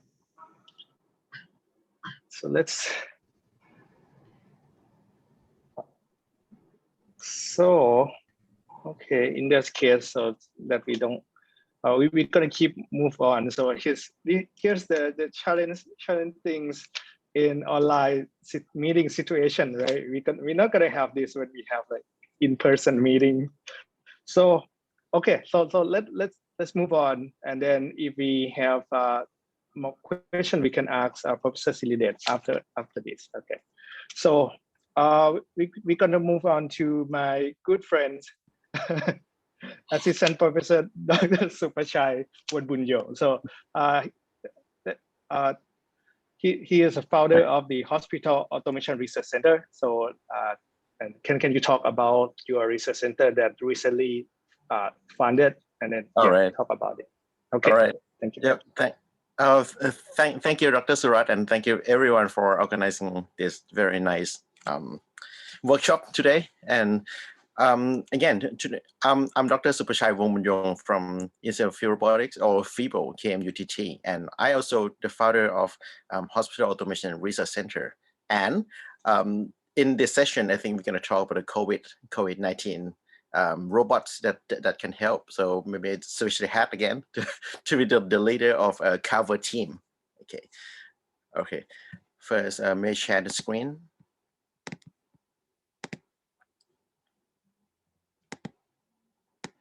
Okay. Can you see my screen? Yes, we can see. Okay. Firstly, today, this session is about the COVID-19 pandemic situations, and I think pretty much the same for other engineers and professors in robotics and automation in this workshop. When the situations of pandemics start, I think we already think that okay, the first persons that confront these situations is doctors and nurses, but how much that robotics engineers can help in these situations. So as well as I think firstly, if you look into the requirements or the needs of robots in pandemics situations, firstly, we need to build some systems, or we want to do some thing that can save doctor and nurse as much as possible. So I think mobile robot could be one of the simple and practical solution for this. So my team is, I think, inspired from Pinto. Actually, I think it's quite the same that we want to do to solve this problem. We try to develop the mobile robot, or it can be autonomous, or it can be manual control, whatever. Anyway, we can help the nurse and doctor as much as possible. So that started from last year in 2020, on around January, that we heard about, okay, the COVID-19 has started. And before that, we also have the project with logistic management system, which we call cover robotics systems, that try to solve the problem in logistic management in hospitals. So let's see, in hospital, what kind of logistics activities that is going on. Majority of that is transport of pharmaceutical stuff, medicines, food, trash, whatever in hospitals, we need transportations. So autonomous mobile robots, and with help of some automations, we try to resolve this problem in the whole. So come back to COVID-19 situations. From our mobile robot system, we call Cover AMR, or autonomous mobile robot, which is the mobile robot that can self-navigate, indoor navigation, do indoor navigations with very high payload, around 280 kilograms, and use LiDAR and 3D visions to work with that. So firstly, we try to implement this one to the hospitals. So last year, we successfully implemented this in 3 hospitals in Bangkok, and here these are some pictures from the hospital that we implemented. But this one, I still think that okay, in that situation, it's still very hard to use this one in practical. It's very hard to use this one in regular activities of the doctors, because one of the obstacles that put the robots in the hospitals is the learning curve of the operators, which should be the nurse or doctors. But because we are engineer, and I think we're quite familiar with robotics, and we're quite familiar with the control and a lot of things in user interface that we design Okay, but to make sure that the nurse can use this is very, very hard.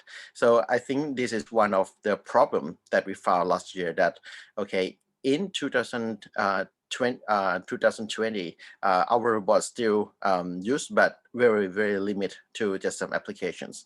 And I would like to say that it doesn't help much in the COVID last year. But this year, again, we think of, okay, we need to help this situation in any case.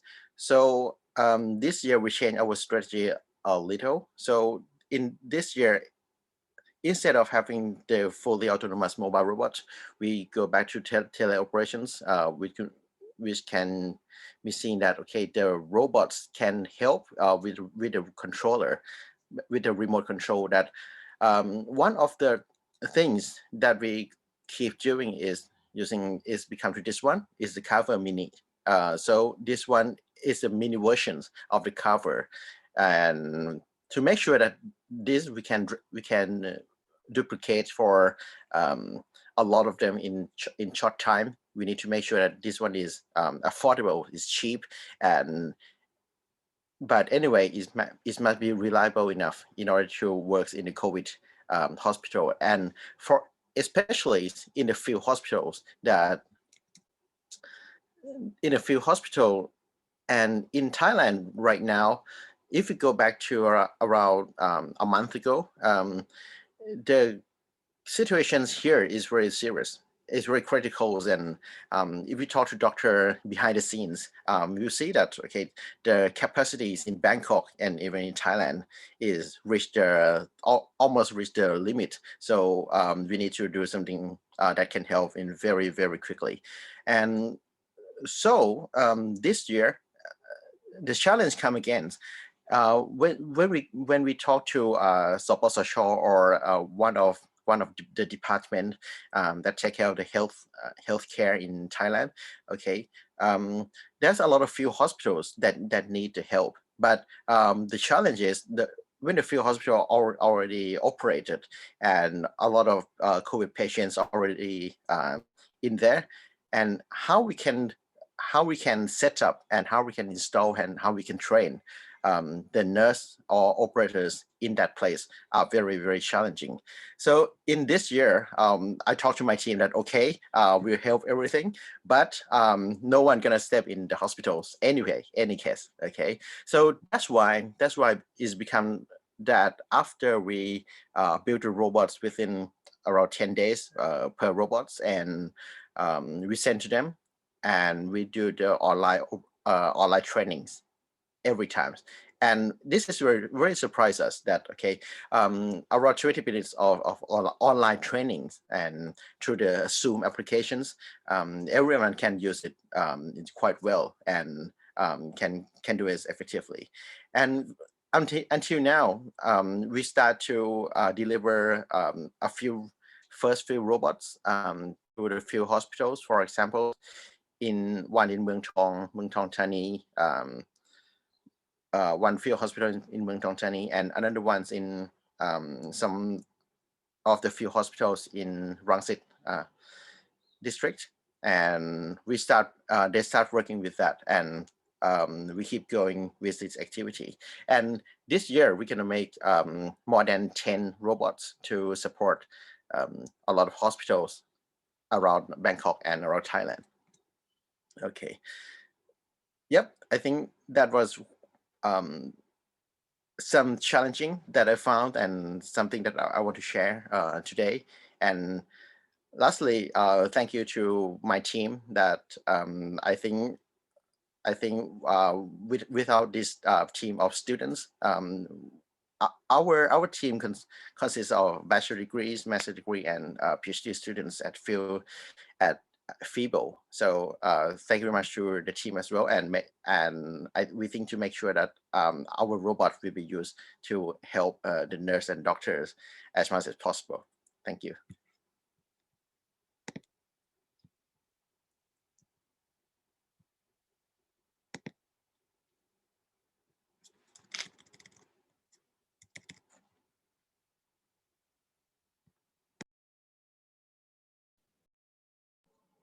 So please welcome Dr. Sivalak.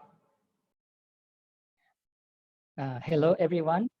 Today I'm going to present about a UVC disinfection robot that is developed by our team at the National Security and Dual Use Technology Center, which is a research center at National Science and Technology Development Agency, or NASDA. Okay, so this is the picture of our robot. So first of all, next slide, please. Okay, first of all, let me give you a little bit background.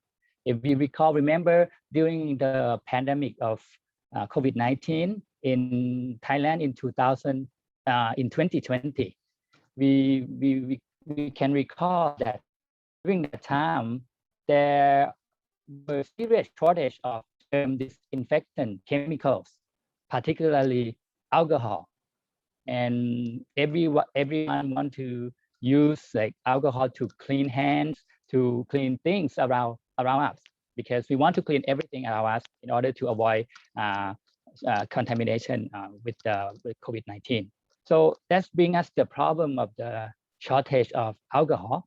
Okay, and also since we want to clean everything, sometimes we don't want to use alcohol either, because alcohol or disinfectant chemicals may cause damage to paper-based materials like paper, documents, and also electronics and medical devices. So people are looking for different solutions. So as a researcher, we did a little bit of research and we found that we can actually use UVC as an alternative solution for germ disinfection. Okay, next, please. Next slide, please.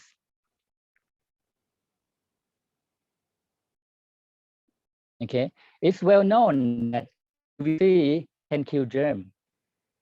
Oops. Okay, we all know, we can read, we can research in the internet, and we know that UVC has the ability to kill germ very effectively. It actually can kill everything.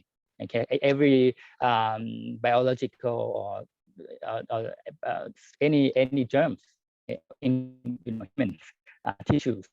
So the good thing is we can use UVC and it's not consumable. So typically a UVC lamp can last about 9,000 hours, okay, or 10,000 hours. So it's better to use UVC in that sense, because during the shortage of like alcohol, if you use alcohol, it's very consuming. Okay, but UVC you can use it for like 10,000 hours without having to replace a new one. Okay, so it's a good idea to use UVC, but there are also problems or disadvantage of using it. UVC is very harmful to humans, especially skin and eyes. So if people come in contact with UVC, it's very harmful. It can cause like cancer.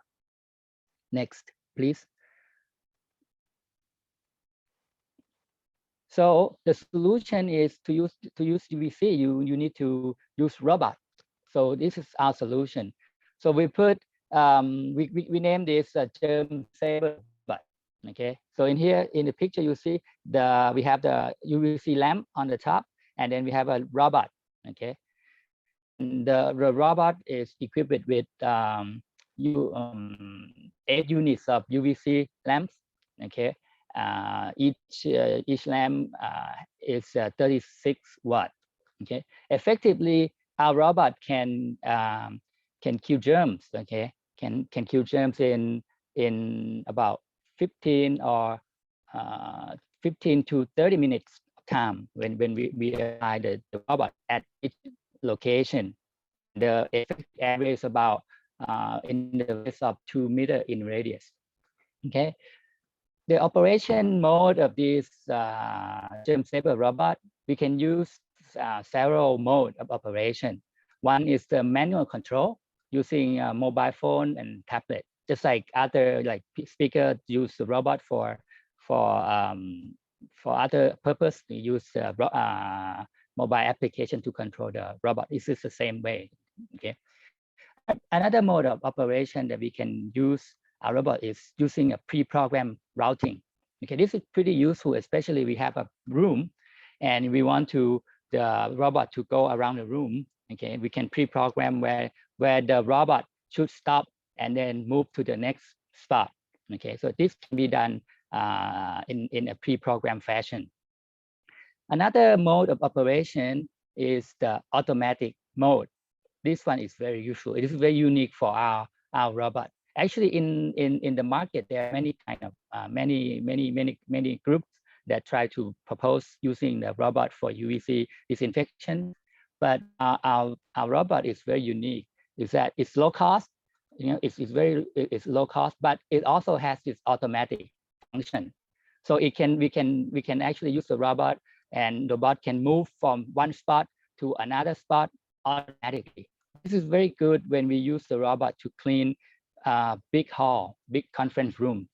Okay, we can put the robot can go around the room and maybe take about 4 or 5 hours, and that the conference room or the hallways and so on is clean. Our robot use ultrasonic sensors to implement obstacle avoidance and human avoidance feature. Okay, we did not use the radar system because radar system is more costly, and it has some limitation as well. So we choose to use ultrasonic sensors. In this robot we equip we use about the total of 12 ultrasonic sensors to implement the collision avoidance. So the robot also has the human avoidance sensors. So if the robot detects that there is a human in the area, the robot will turn off the UVC lamps immediately. Okay. Our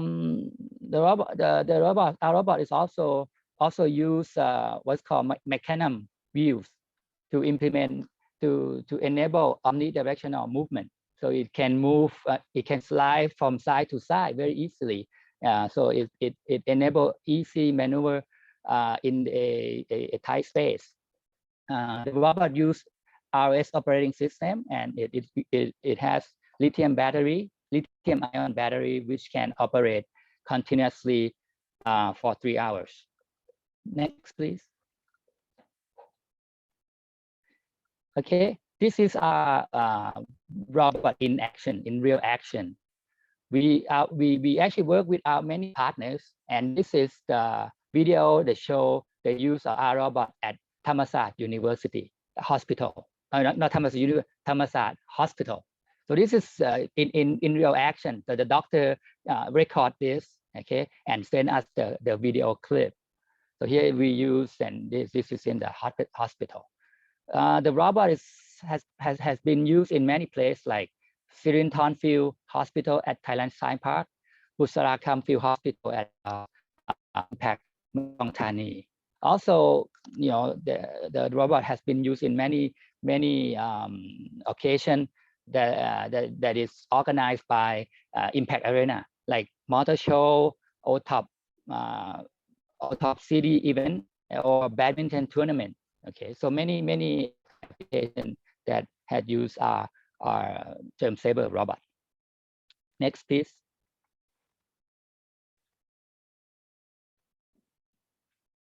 So this is just some of the pictures of our robot in use. In this video clip, we show the mode of operation of our robot. Okay, our robot can move automatically from place to place, from spot to spot.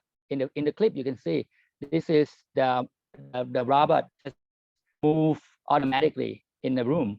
Okay, it will stop for one spot, maybe about 10 move to another spot automatically until the entire area is clean.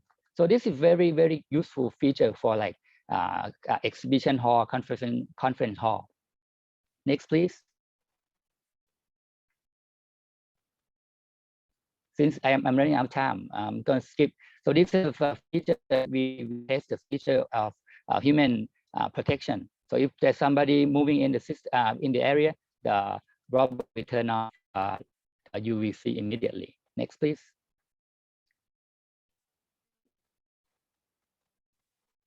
Okay, we have tested the effectiveness of the robot with Chulalongkorn University as well. That it can actually clean germs after using the robot for 15 minutes. Next, please. Okay, our robot is a multi-purpose robot.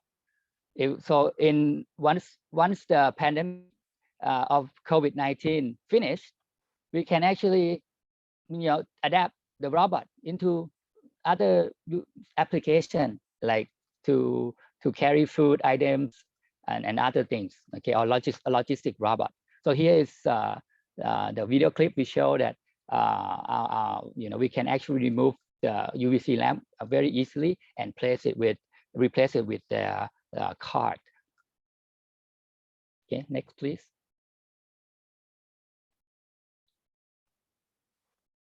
So that's the next one.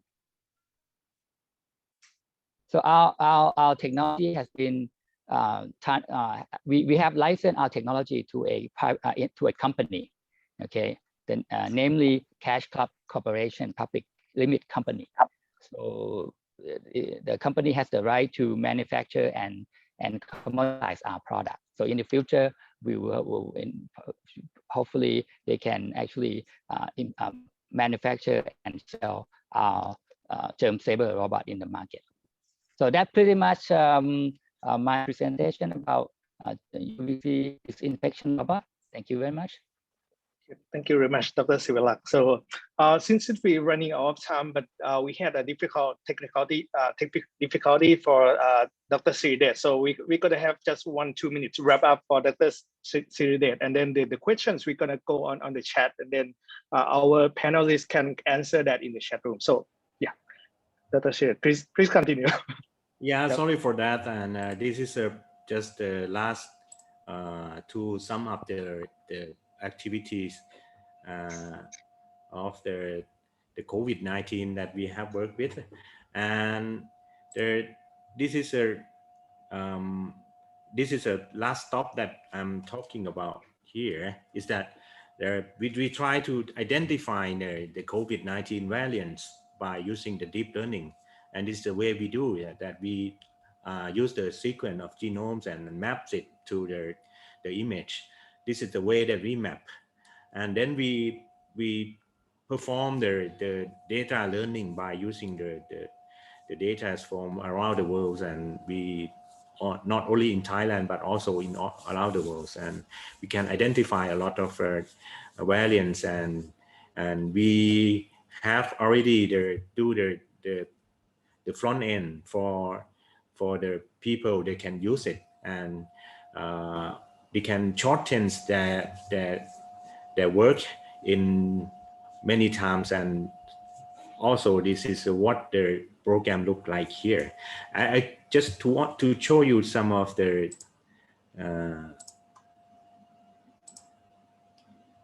work that this is a real program that perform here.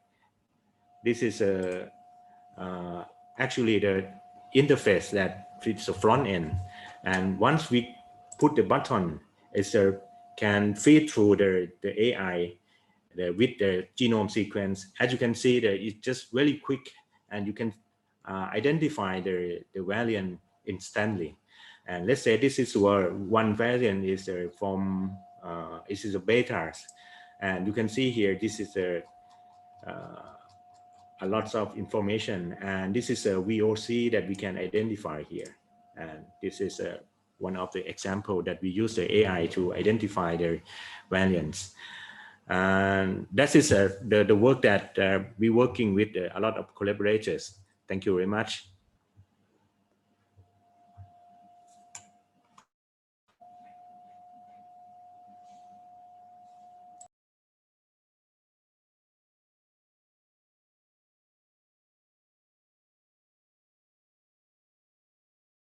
Maybe I'm sorry.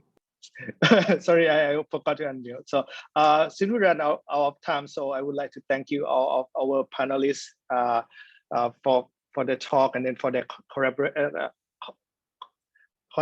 for their work in the COVID-19 situation in Thailand and for the world. So Please give a loud applause for all of the panelists. So thank you very much. Yeah, thank you. Thank you. Okay, Thank you so much. now Thank yeah, you. we have about 10 minutes left. So why not we continue with our third keynote speaker, Professor Katsuhiro Kosuke. Please welcome. Okay, thank you very much. I try to catch up with the schedule. I hope I can do that.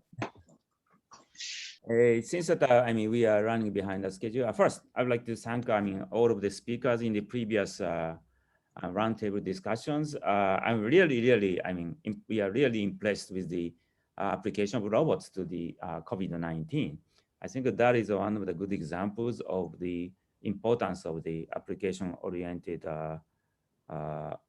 robotics research. Okay, just wait a minute, please. Oh, by somehow. Okay, since I don't have so much time, we don't have so much time. I try to. Could you hear me? Okay, I try to summarize what I really wanted to say in my presentation. Okay, and first, the title of my talk is Industry Application of a Physical Human-Robot Interaction. I'm Kazuhiro Kosuge. I'm now, as I mentioned, I'm the Director of Center for Transformative AI and Robotics at Tohoku University. At the same time, I'm serving as a Deputy Managing Director, Center for Transformative Garment Production. This is located inside the Hong Kong Science Park. And one more position is coming maybe this afternoon or tomorrow. but anyway, I mean, I think that concerned with these activities, probably I hope that we can unveil it in the near future. So what I wanted to talk about, I would like to skip a lot of items. As I told you several times, maybe some of you have listened to me a lot of many opportunities. And in the past, I was interested in the collaboration of humans, okay? Like collaboration, concerned with the collaboration of dual manipulators. We developed our single master multi-teleoperation teleoperator systems. It's more than 30 years ago, okay? At that time, computer system was very slow. About I mean, very expensive super mini computer. Operation speed, computational speed is just 1 megaflops, and so we couldn't really, easily realize such an experiment. At one day, my friend working at Sony visited me. I asked him to actually, he brought some new sub amplifiers. I told him that I couldn't use it. So then that he asked me what I need. So based on my requirements, they developed bit slice computer system. And at that time it has more than 20 megaflops. So this is possible. But anyway, after this, this is a manipulation of coordination of multiple manipulators. And then I would like to put it on the mobile base. And we realized manipulation of a single object by mobile manipulators. And later we try to put the two manipulators on the mobile base and realized was a cooperation or coordination of mobile dual manipulators. Okay. This is our most complicated experiments in our laboratory so far, and this was about 18 years ago. At the time, now we can put everything on board, and these lines is just for the safety, emergency switch.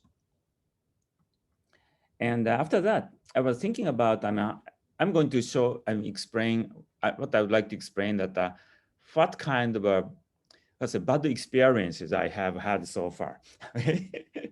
And after doing this research, we are thinking about how to apply the results of this research to the real environment. And one day,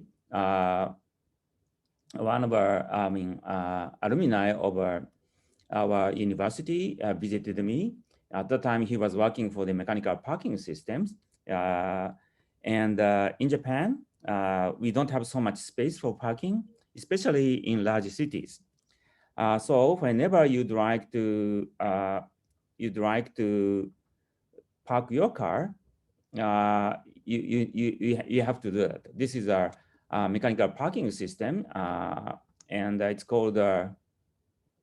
Okay, you have to carefully drive your car to put your car on the some pallet. Okay, precisely. But if you our population is aging rapidly, and when you you reach certain age, and now I think that it's not so easy to precisely maneuver your car. So the gentleman came to us and asked us to develop such a system. And actually this was developed by Professor Endo and this movie, and we proposed this system. Okay, if we parked our car, then left our car, then the robot is coming out to bring the vehicle, to maneuver the vehicle instead of us, and bring it to the real place for the mechanical parking system.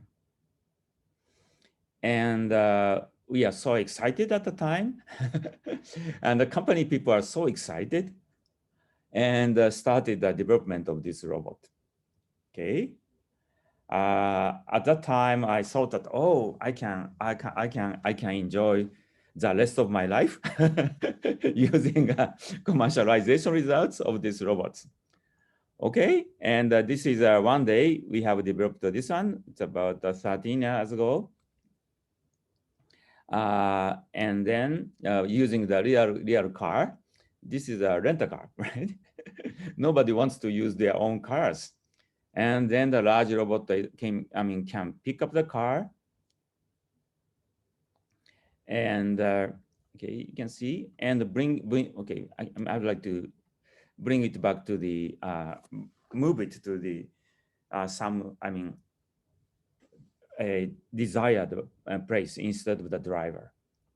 And then that the company's CEO at the time was very supportive of this research, supportive for this research. And he said that maybe this could not be used for the mechanical parking system, but probably could be used for different purposes. And he also wanted to ask something smaller, much smaller one. This is too big. That is what he considered. And then, based on some discussions, this is what we developed. Now, small robots. Each robot is going to carry each wheel, and so 4 small robots can carry a whole vehicle.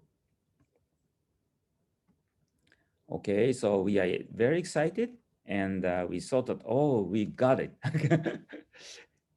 But unfortunately, just before we finished, we completed the development of these small robots. The company's CEO has been changed. Okay, a new guy took a position. Next guy is came from the financial background, and he didn't like this robot, and the development was discontinued. So we are very shocked. And actually, so we are very shocked. And after that, now I think in Germany, a similar system has been commercialized. This is a server. You can visit a YouTube or visit a server's homepage. It's called RAS. So in Düsseldorf airport, they've already installed a similar system. Suppose that they'd like to park a car, and this lady is going to leave this car, okay, and then this is the airport, so she's going to take the airplane, and during the time the robot is coming in, okay. I've been very shocked with this movie. This was commercialized about 8 years later. I mean, after our development was completed.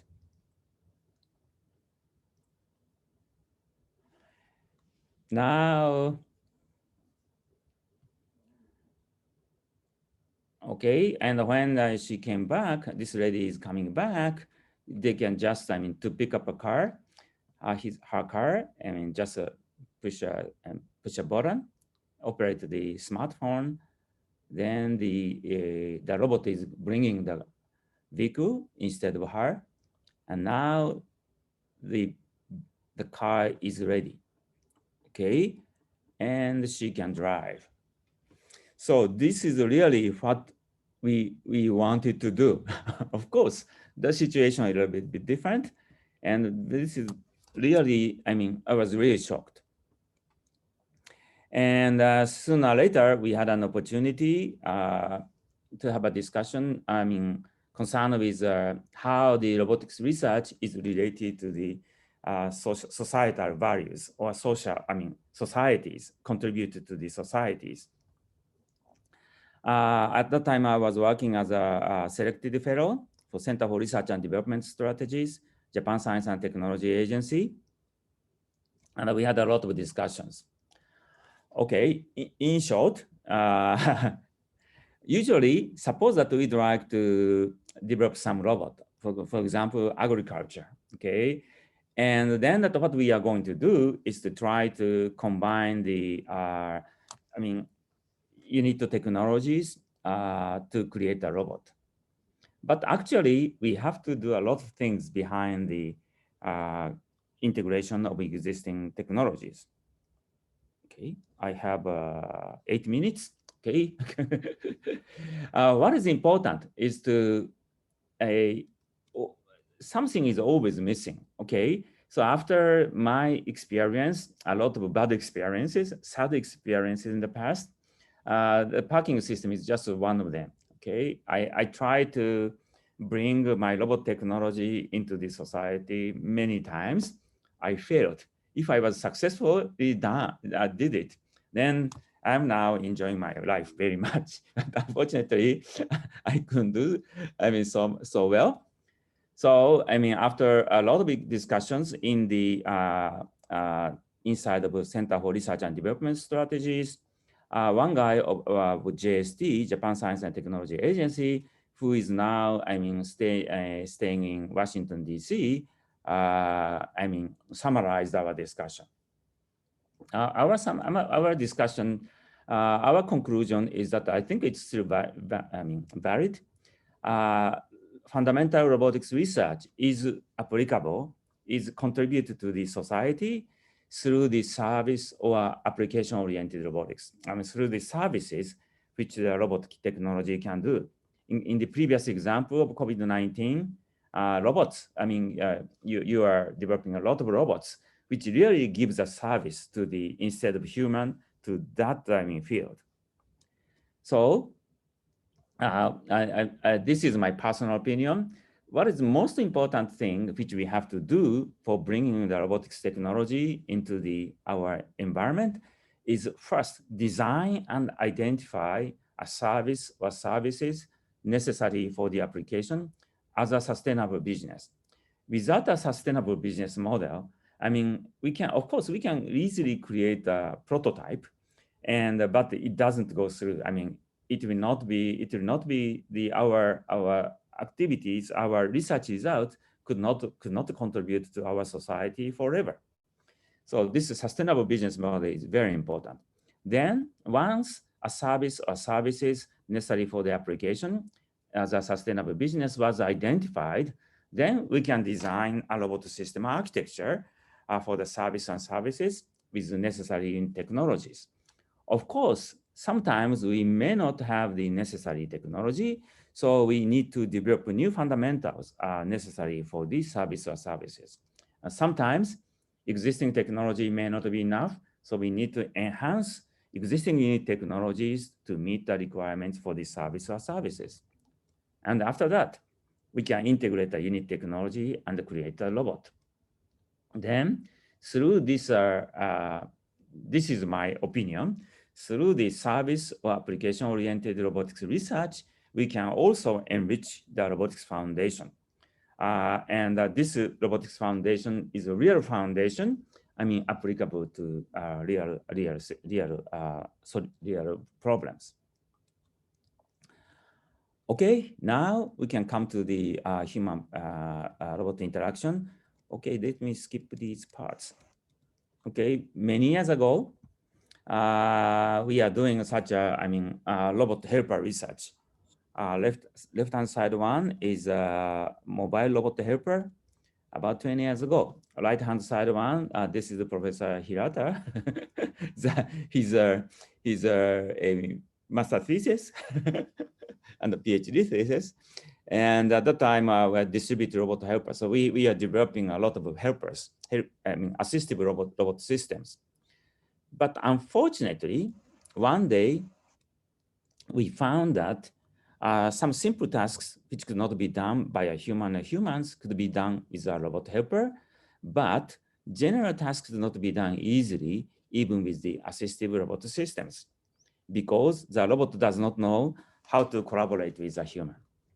In order to collaborate with a human, the robot has to know, robot need to know the task, what the user is doing, right? Without knowing what he or she is doing, the robot couldn't help him or her. It's user's intention, what he or she would like to do next, or something like that, and how the user wants to be assisted. Actually, we need a lot of information to assist a human in a general scenario. And actually, more and more, we really have to, robot really has to know everything, okay, to support him or her in a natural way. So this led to our research of dance pattern robot.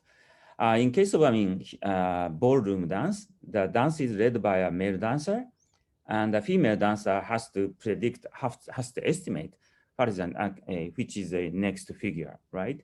So we tried to develop some robot, and at the time, this was 15 years ago, computer system was very slow, unfortunately.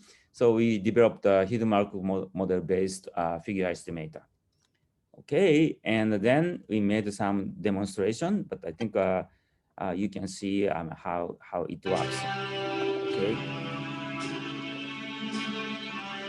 So, and since this is a strange research, everybody told me that I was doing very strange research. And after that, okay, one day I visited, this is a physical human robot interaction, right? So one day I visited the automotive company factory in our region, and I found that these workers are dancing around the vehicle. Actually, he's involved in the assembly of parts to this vehicle body, and he has to come back to pick up next parts. So we consider that it could be helpful for these guys. If a robot could provide a worker with necessary parts and the tools, and when he or she needs them, and where he or she is doing the task. Okay, so we developed a prototype system. We brought it into the actual factory. Okay, at that time we are not allowed to use it for assembly, and but at any way, by introducing such a robot, we found that about more than 20% of our working time will be reduced. Okay, so the company was so excited, and later,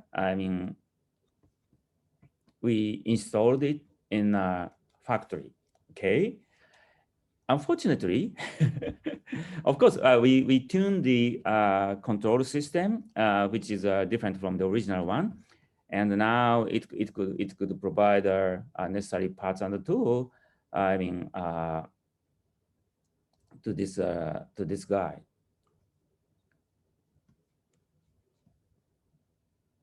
okay, but sooner or later, they removed the system. I mean, actually, the system was used more than 3 months. After 3 months, they removed the system, and they didn't want to use it anymore. One of the reasons why, I mean, they couldn't continue to use is that, I mean, they are very busy for, I mean, for developing for the production system, I mean, design for the next vehicle, and they didn't have enough time to maintain this robot. So one day we came up another idea because of the recent, I mean, developments, I mean, advancement of machine learning. Probably we could do something different. So we designed adaptive motion planner based on machine learning scheme, and actually Gaussian mixture model is used to identify, to model the working place, and Gaussian mixture regression. GMR is used to for the estimation of the for modeling the path over patterns of motion of the worker. Okay, and we designed the model predictive controller for that, and now system can learn by itself without having any, I mean, a priori. Of course, we have some systems. So after tensor trial, and the robot can provide him the necessary parts and the tools without having delay. Okay, and we did a lot of, I mean, research in this field. So for more detail, you can refer to you can refer to the paper in TRO. So I'd like to skip this portion. And also, what is important is sometimes, I mean, people try to cheat a robot. So even if, I mean, the robot is cheated, now it's still, I mean, continue to work without any problem. So that is what we did and what we are doing now. Okay. I mean, this is a bad example, so I would like to skip it. This is again a failure. Another one is now we are trying to bring this concept to a different place. This is for assembly of the doors. I hope that they are going to, there are some secret behind this one. And I hope that they are going to install it and soon, and start to use it. Okay. I really hope this will be used, I mean, for a long time. Okay, and as a conclusion, of course, it is important to do a research, I mean, scientific basic research of robotics. And many people, and most of the researchers have been involved in scientific issues for human-robot interaction, especially in my country, Japan. But without, this is my personal opinion, but without knowing the real issues, we could not unlock the potential of human-robot interaction or robotics, okay? So I think that the more emphasis, we should put more emphasis on finding real issues relating to the robot, which you may have in your mind based on the sustainable business model. Thank you very much for your kind attention. I think I had better, stop my presentation so as to catch up with the schedule. And now, sorry, I spoke 3 minutes more than I had expected. Thank you very much for your kind attention. Thank you very much, Professor Kosuke. Actually, you helped us a lot to catch up the schedule. So thank you very much. And yeah, the question to Professor Kosuke, please put your question in the chat and Professor Kosuke will answer your question. And for our last keynote speaker, please welcome Professor Paramet Manulpong from WISTEC. Okay, so good morning, everyone, and thanks for organizing this amazing workshop and also for inviting me to give a talk. Today, I would like to give you another aspect of robotic research. the question here is that how we can make our robots to become more and more intelligent in the near futures. So by doing that, we take another approach, what we call a bio-inspired approach, by looking at natures. Okay, yes. If you look at the research in bio-inspired robotic research, you can see that there's so many research around the world that they try to mimic animal behaviors into robotics. As you can see here, from like snake, fish, octopus, and so on and so forth, or even the gecko and salamanders, or the dog-like robots. So there's so many kind of animal-like robots nowadays. And one of the reasons of doing that is because we know that animal has shown so impressive and complex locomotion behaviors. And that's why we try to mimic those, using them as inspiration for our robotics design. That's on one aspect. On the other hand, by having this kind of research line, we can use our robot as a platform to answer or to further investigate about the biological system inside. So there's still unknown about the mystery of animal locomotion and animal cognition. So one of our research is that we want to crack that mystery to identify what are important principles that animal use to show complex behaviors by using our robotic system. Today, I will try to present or show you at least 3 different animals that we have used them as our template to develop our robotic system. And by doing that, we want to answer why and how do all these animals can achieve complex behavior, how do they exploit their biomechanics and also their neural system to achieve like the complex, versatile and autonomous behaviors. If you look at this video, like the cockroach, you can see that the cockroach can show very amazing behaviors. It can coordinate all legs, and it can also navigate on very complex terrain. And even also the worm, it can, like bend the body and using the flexibility of its body to move on the complex environments or branch of tree. Another example here, this is one of our European projects. We are working with different researchers in Germany and in Sweden and also in Denmark. So the idea behind this is that if you look at this animal, it's a dung beetle. The dung beetle can amazingly not only walk, but it can adaptively use their legs to manipulate or push the ball effectively. So the question here is that how can do that? How can they do this?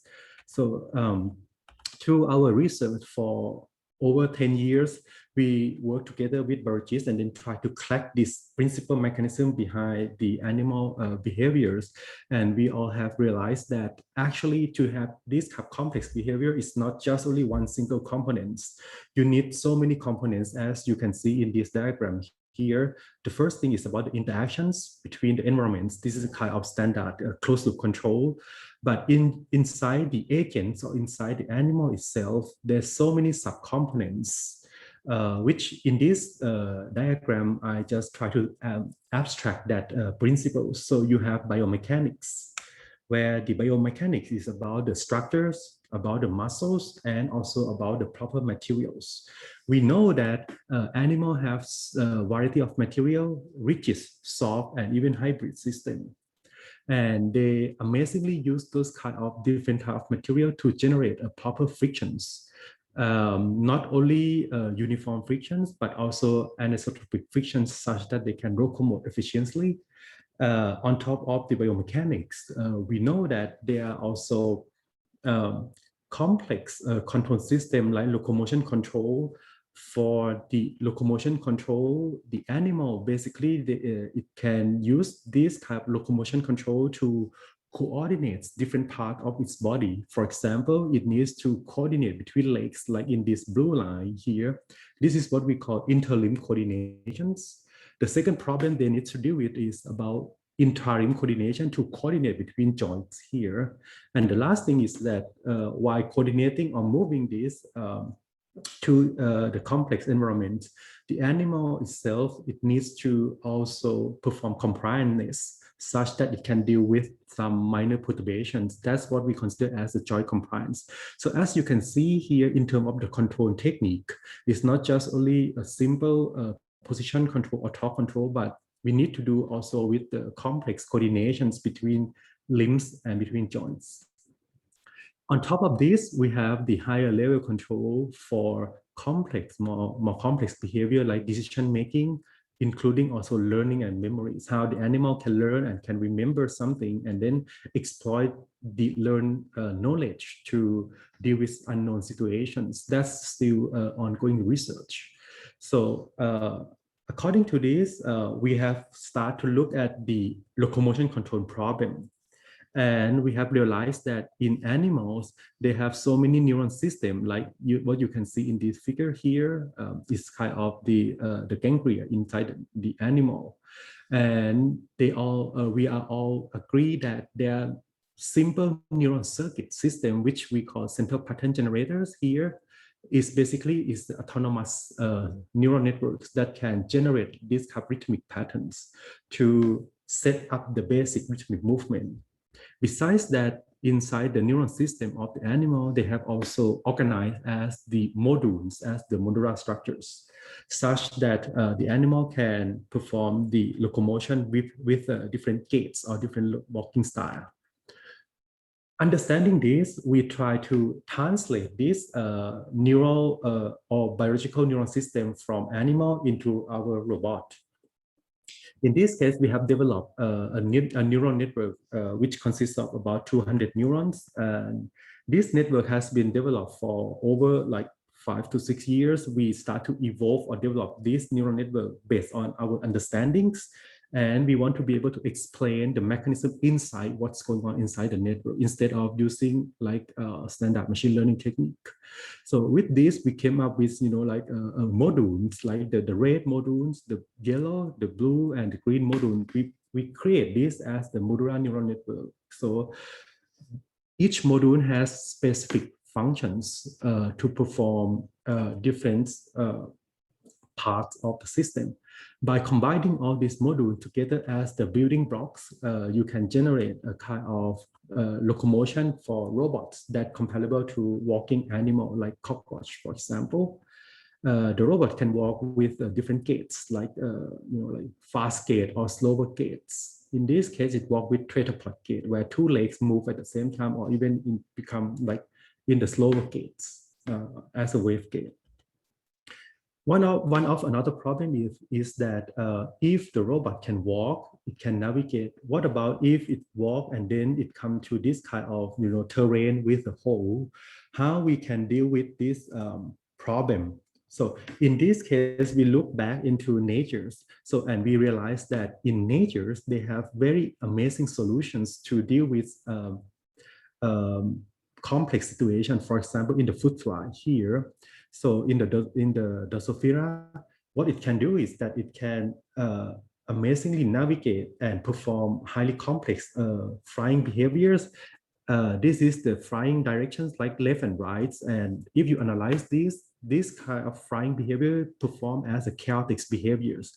So basically the animal chaotically move to search for food or even run away from its predators. Taking this as our inspirations, we implement this kind of chaotic control into our robots. When the legs step in the hole, we switch the control circuit into chaotic circuit such that the robot can start to randomly move to release its legs out of the hole. So, and that's what we mean by locomotion and adaptations, that it can, deal with unknown situation without pre-programming that, but rather exploiting the neuron dynamics. So another problem we deal with is that how we can have a robot that can learn in the most efficient way with only few experience. And in the way of this, we could call this as a few shot learning. So this, what you see here is a simulations where we let our hexapod robots navigate inside this trap. And the idea is that it needs to quickly learn to climb over these obstacles. So after 3 times of learning, the robot can deal with this situation by finding a proper leaning actions and extending the legs to climb over the obstacles. So this is the learning mechanism that we take inspiration from nature's, which is a kind of the Habian-like learning. And then from that, we translate that control technique into robot and then test it to validate in the real world scenarios that it can show walking, and it also can adaptively climb over different type or different height of the obstacles. Another problem we deal with is that now you can have a robot that can move, can navigate, can climb. What about the memory? So in nature, we know that we always have multiple types of memories, including short-term and long-term memory. We use a short-term memory to remember some informations, and then we use that afterwards. So in these works, we try to develop the short-term memory for the robot such that the robot will navigate. And here you will see that the robot will see the light source on the right side.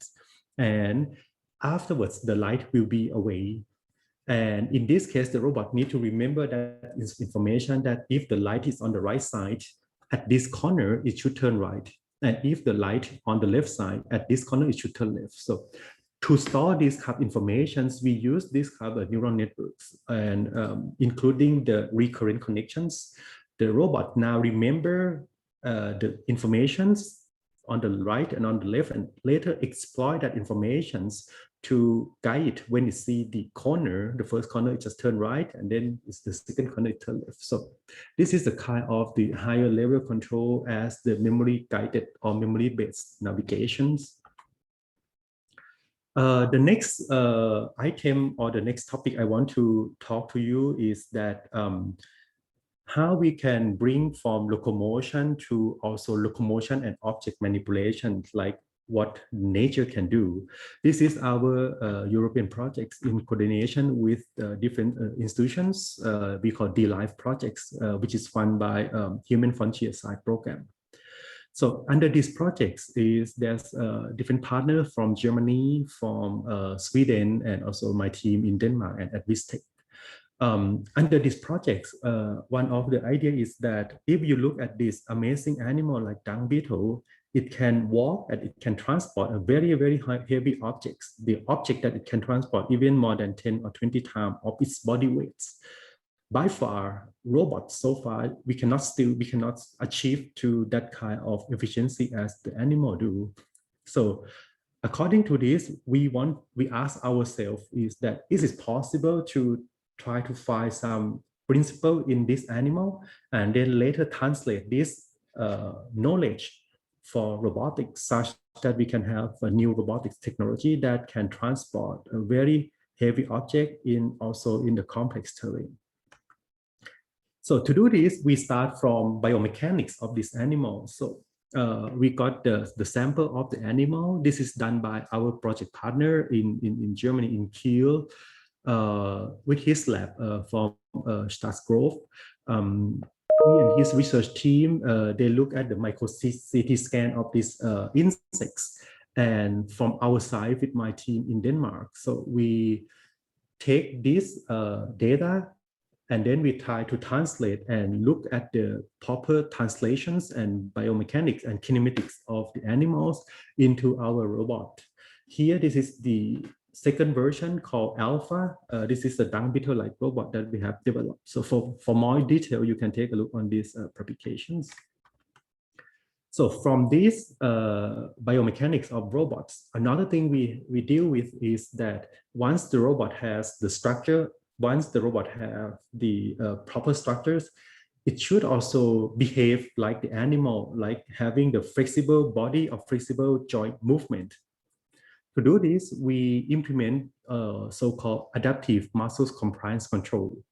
So by using this adaptive muscle compliance control, we can imitate spring-like movement in the joints of the robot instead of introducing the real spring. and we can adaptively change the stiffness of this spring or the joint of the robot, such that when you drop the robot from like certain height, in this case we drop the robot above the and after it hit the ground, and after a few oscillation, in this case only 3 times of oscillations, it can quickly stabilize its body to maintain its postures. But comparing without the adaptivity or using a standard PID control with adjusted stiff or proper gain, the robot still has some kind of shaking and the behavior still become unstable. So, and that's what we did is basically we proposed adaptive muscles model control for robots.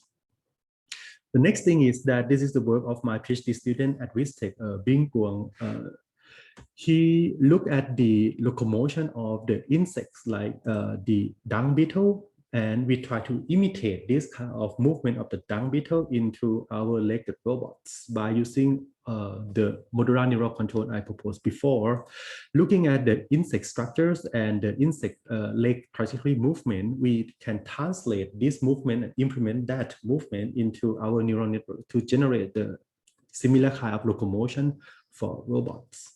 And when you look at the gait of the locomotion of robots here, this is the gait diagram where the black line means the leg swing in the air, and the white area means the leg is on the ground. So you have 6 legs, then you have like 6 part of this, and comparing the robot gait and the insect gait that we can successfully achieve to replicate the insect gait, which is a tripod gait similar to the dung beetle, by using our control. And then afterwards, we implement that control from simulation and test this in the real dung beetle-like robots.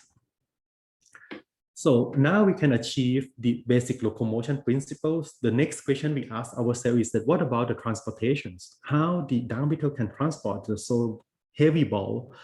No one knows so far, and what are the rules behind that? So what we did here is that we look at the dung beetle. Also, again, this is the work of Bing Guang, the PhD student at RISTech.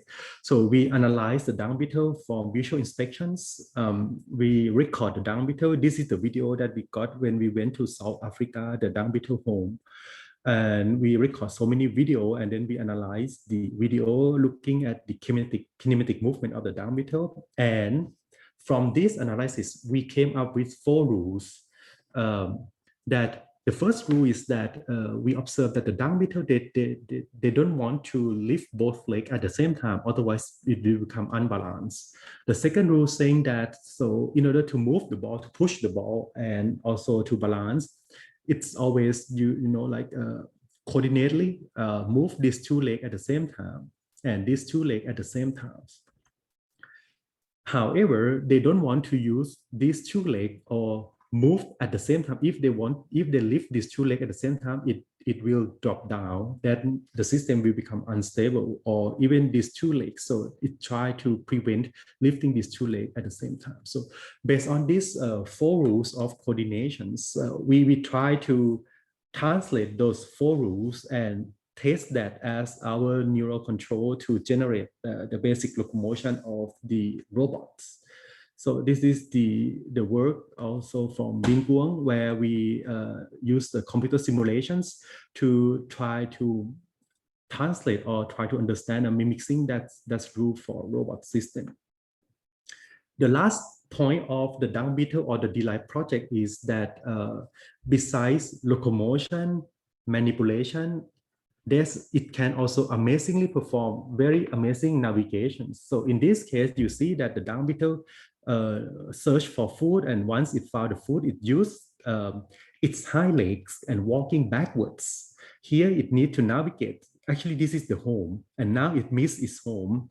And amazingly, it performed this kind of wandering behaviors, and finally it successfully found its home. Okay, once it found its home, it put the pellet or the dung inside the home, and then it go for the next round to grab this.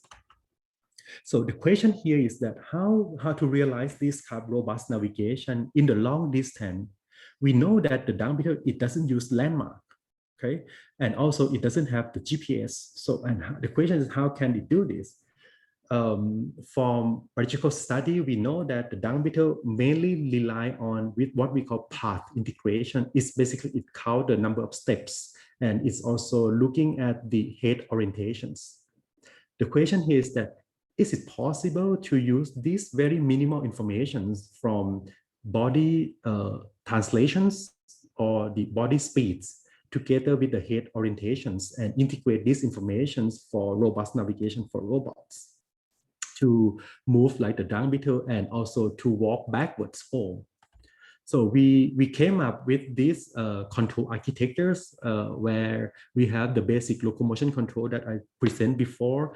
And on top of this, we have a higher level navigation control where we have a subneural system. By using these kind of informations or the control technique, we can integrate the body velocities of the robot together with the rate of the heading directions. Just only these two information without the landmark or the GPS, we can successfully make the robot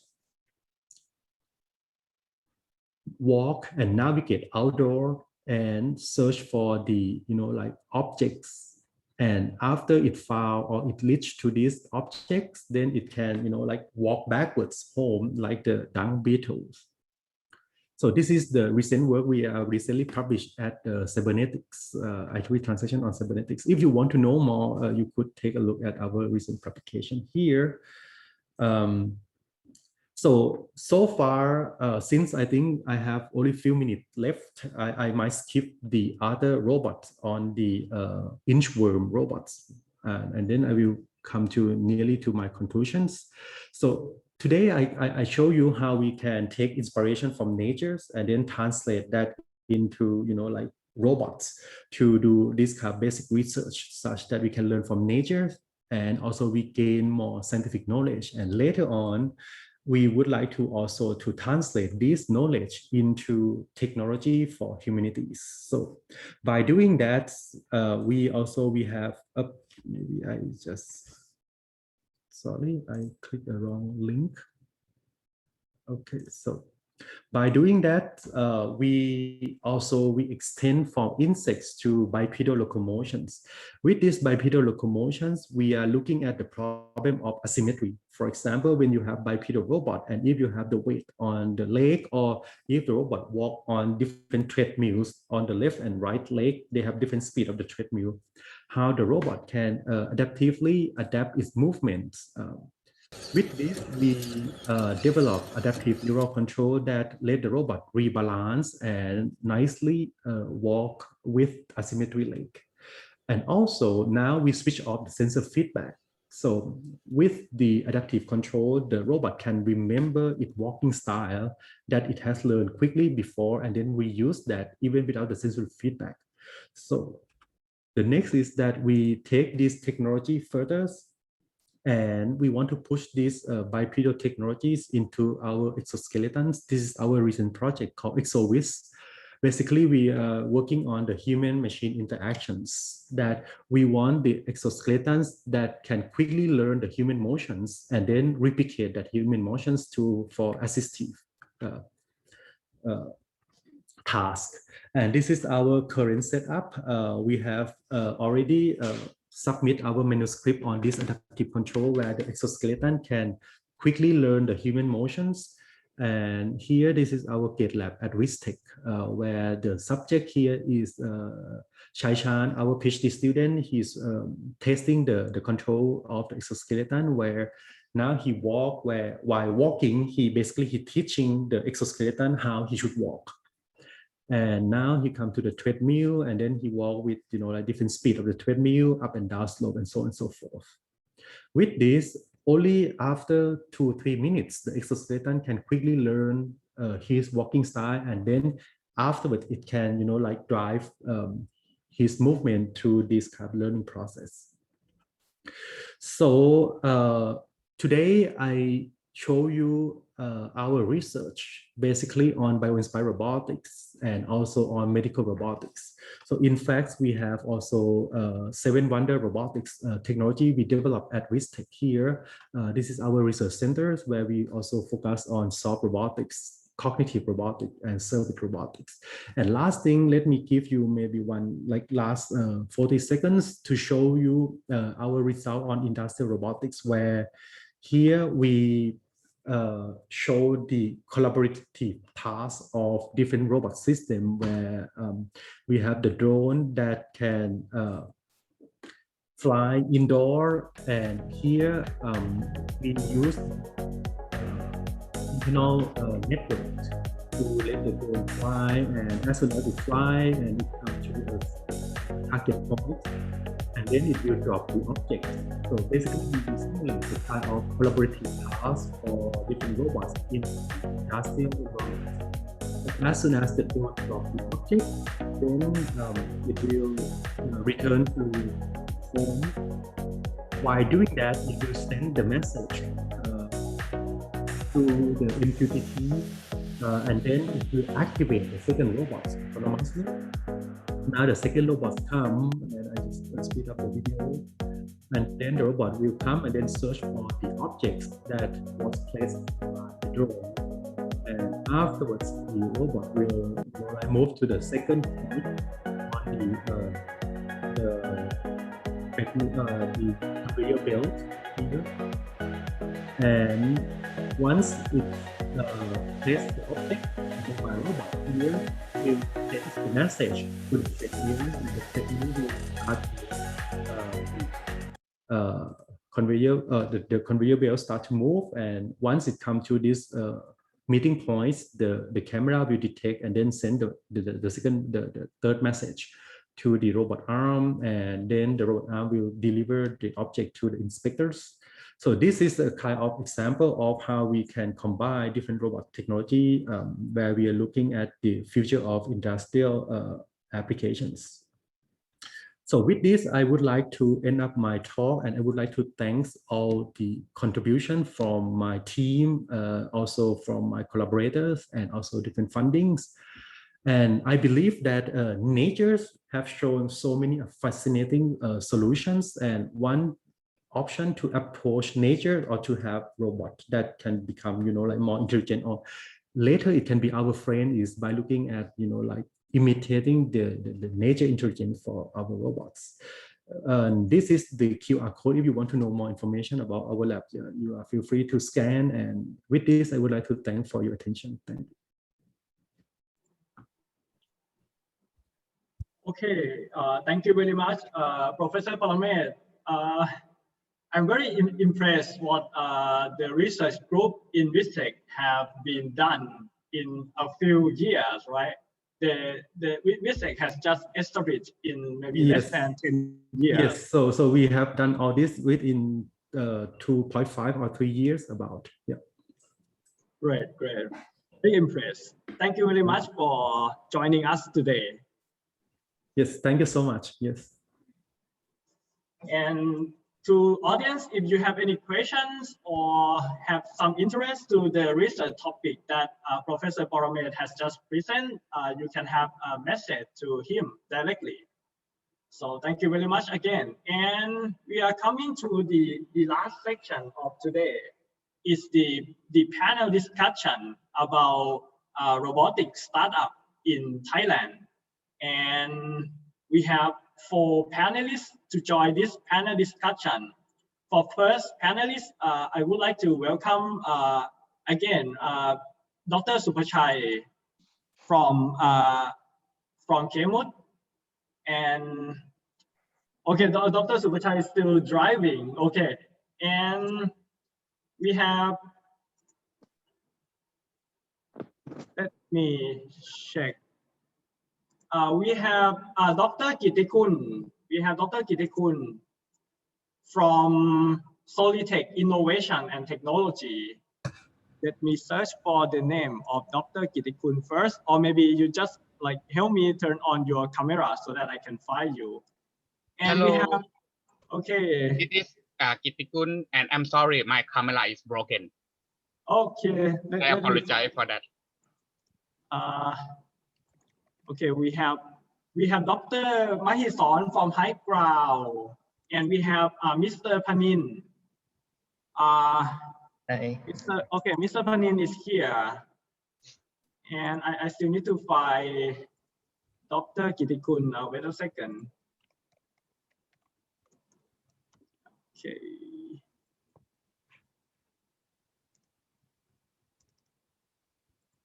Hello.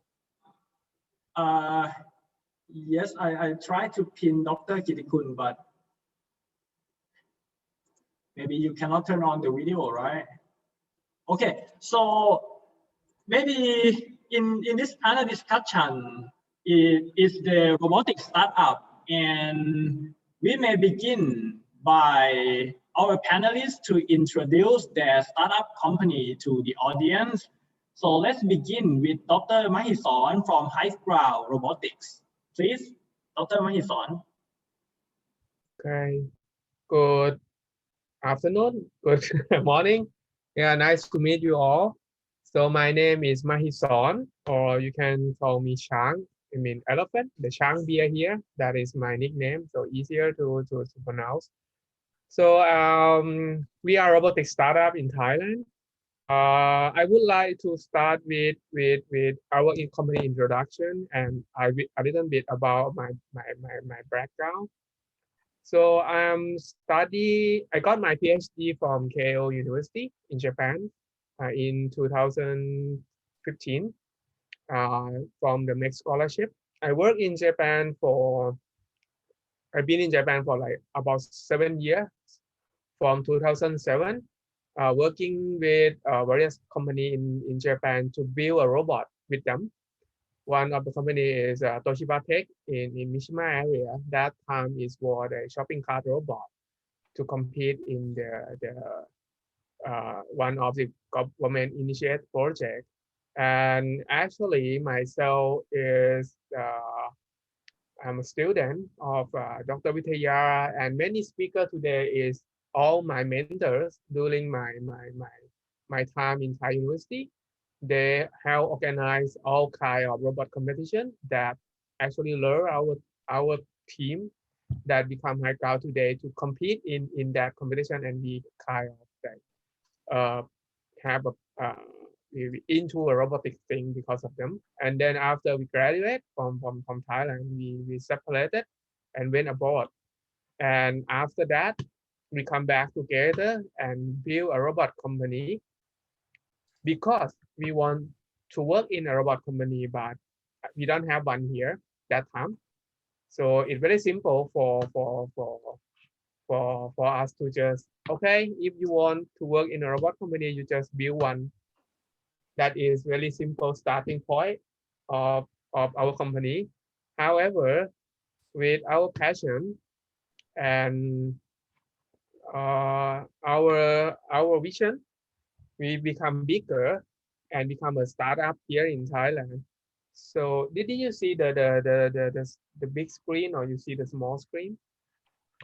Now still small screen. Okay. Just a moment. Yeah, now big screen. But I lost my screen. Sorry. Okay. It's small screen, right? Yeah, now small screen. Okay, just a moment. Okay. Okay, this is better. It's big screen now, right? Yeah, now it's work. Okay. So a little bit about our team. Right now we are 40 engineers working full time in both product development and build our own product, including the R&D about robot. So now we focus mainly on the drone for agricultural in Thailand. We would like to tell you a little bit about our team and background. So this is current team. So we have 3 PhD that got a degree in robotics from both Japan and US, come back together, and we set up a company in 2011. And right now we have many team leader that's also a leader in that field, industrial design, mechanical engineering, electrical engineering, even someone who have some experience working on the space program in Germany, with JAXA, something like that. And me is the CEO of the company. I would like to show you a little bit about how is our journey as a startup in Thailand. So our company founded in 2011. Our main founder, here 5 people on the top line, were a team member of a team that won the World Robo Cup champion in 2008 in China. That time we have quite a big team, about 20 people, working on a small size league, a robot that plays soccer, and a robot that for a rescue league. On that year, we win both small size and rescue league. In 2008, after that, we went abroad, got study in master degree, PhD, and we come back together in 2011. And from that day, we start as a SME because we don't know about startup that time. We don't know about fundraising. We don't know how much money we will need to build one robot. We just think that, I mean, if you, want to do it, somewhere you will get the way to do it. But actually the story is not that simple. Anyway, we got a good chance to work with various big companies in Thailand, including the government. We work with SCG, PTT. We have a chance to work with a big UAV for the Royal Thai Air Force, with the big shipbuilding company, Masan. So I would say that in Thailand, startup or robot actually do have a playground for us to do things. However, it's quite not focused. I mean, we have to take many opportunities to make sure that we will survive, have enough money to move on, something like that. However, with the initiation of the government, startup become a mainstream. In 2016, we got first investment from government saving bank that about 10 million baht in 2016. And after that, in 2018, we got another investment from SCG and PTT that is around 1 million USD or 30 million baht. That is our Series A fundraising. In 2020, our total combined revenue is about 3.6 million baht, million USD, or about 110 million baht. And now we are working on the Series B fundraising, even though we make a lot of revenue. However, our company is very R&D intensive in terms of the product development and technology development. So this is our brief story. And I would like to show you a little bit more about what we've done in the past and what we are working on right now. So it could be a part of our conversation. After this, it should not take so long. Just a moment. Okay. Did you see a back logo?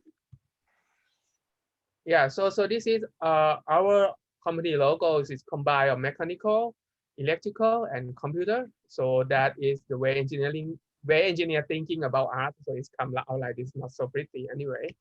Okay, so we have a chance to build various kind of interesting robot, which I think we can cover in the detail. But this one is the latest one is for walkway scanning and quality assessment. This is one of the robots that we will build for Dr. Chachat, our Bangkok governor candidate.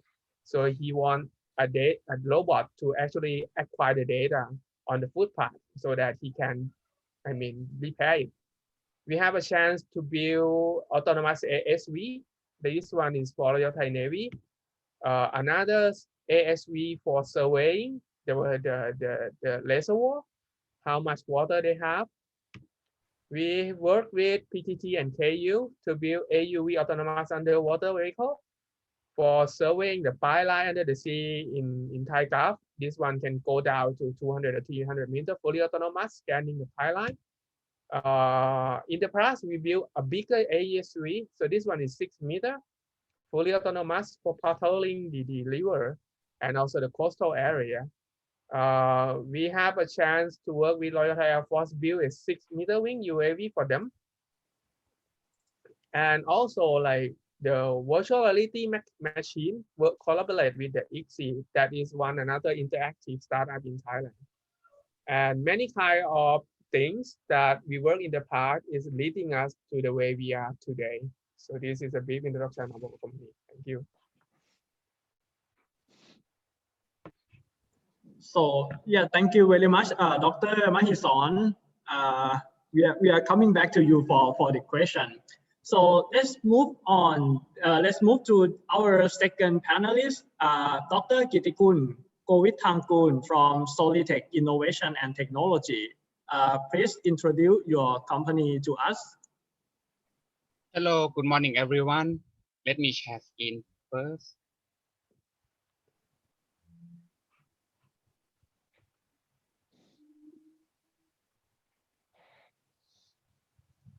Okay. Can you see my screen? Yes, we can see. Okay. Let me introduce myself. My name is Kitikun Kovithangkun. I graduated my bachelor degree in industrial engineering at Chulalongkorn University, and then I get my master and PhD in physics from Texas Tech University in US. So it's a big career change. Right now, I work at the Solitech Innovation and Technology for the SI in the Thailand manufacturing industry. So let's say that our company have a vision to be recognized as an innovative and delicate tech system integrators, and our mission to create the system that impact the customer to benefit the whole flow of their business and their user experience. And we want to integrate our technology and innovation to the people or around the social. Our company, Solitech Innovation and Technology, actually is a technology tech powerhouse and R&D research company, startup company in the big group called the Solimac Group, and our company is a subset of the Solimac Group called the Solimac Innovation, which is contained of the Solimac Automation, a trading company that's buy and sell. Right now, mainly is a vision system, and then we integrate the robot into our portfolio, and we want to develop new system to sell to our customer and then we partner with the Toshiba machine or right now Shiba Ura machine. And this is our management team here, and this is our application engineering team. That there's something important I want to point out. The 4 engineer here, Mr. Sorovich, Mr. Gorovich, Mr. Choyathon, and Mr. Pawat, they are all the Chulalongkorn University graduate. There was one internship, and then they performed very well, so we recruit them in our team. And let me show you, actually we kind of new in this robotics integrator system. So this is actually our first case that we actually working on. This is the SB furniture. The customer asked us to develop the system, the vision system that need to inspect the knockdown furniture. Each part of it, find the measurement, the size of each part, and find the measurement, the hole on the each part. So we found out that normal vision system cannot answer all the requirement the customer wants. So we integrate the robot in, and we recruit 2 of the engineer that specialize on the robot, which is Miss Alisa and Mr. Pumwit here. And then we develop this system to provide the solution for the customer. And this is our collaboration and research with other university like Chulalongkorn or King Mongkut University of Technology Thonburi. We have the paper publication, we have the vision and AI lab together. We have like the academy that teach AI and machine vision to many universities, and we also do the incubator and accelerator program. I think that's all from my side. Okay, thank you very much, Dr. Kitikun. Yeah, I think from our first two panelists, we covered something about how important is the R&D and show some collaboration with the university, which are our question in the list. So why not we continue with our third panelist? May I introduce Mr. Panin? Mr. Panin, please turn on your microphone and introduce your company for a few minutes. Yes, okay. Hi everyone. My name is Panin. I co-founded OCT Robotics, or you can call it RAS, with my friend. RAS is a startup focusing on developing AI and robotics technology, mainly to fulfill the mission of making business to have more efficiency and operate smarter. So we believe in the collaboration of man and machine, so which will help human works better and can step across some barrier for some businesses in the business. But we are focusing more on the software side at the moment, and the ultimate goal of our company is the ultimate goal of a company is not to sell this software or the machine to business, but we aim to build machine and partnering with human, which are expertise from their business, and operate together. So I think I will try to be short about this, because we can move to the next part faster. But I want to elaborate on something on the history of our company, because we actually start with building both hardware and software at first. And historically, we start with building SLAM, or simultaneously localization and mapping technology. And we are lucky enough to work with one of our partners in Osaka University in Japan. But we run into problem because building SLAM mostly use hardware and software. So we shift ourselves and only focus on the software sides at the moment. And at the moment, can I share my screen a bit? Of course, please.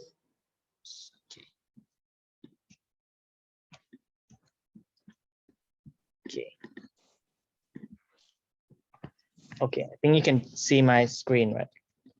Yes, we can see. Yes, so at the moment, we're partnering with one of the very good software companies and use this robotics perception technology, deep learning and AI to build a full AI solution for companies. A bit about our background. So after we partnering together, we leverage the expertise from each side, and we now have around 30 employees at the moment. And our office is at BTS Sapan Taksin. So our main products, which is like a core technology of our companies, is called Cloud Labs AI. It's not a model, it's actually a platform that's built like a building blocks, so that we can deploy machine learning, deep learning, or AI projects easier for companies to use. So as stated before, our mission is not selling models. So we actually use Cloud Labs AI to build application for different industries.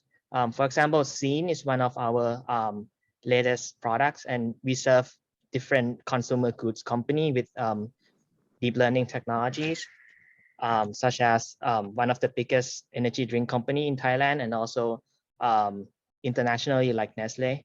And another one that we also use technology from robotics perception, like 3D reconstructions, is to build our own model to detect damages on cars. And this one got funded by one of the car insurance company in Thailand, around 1 million USD.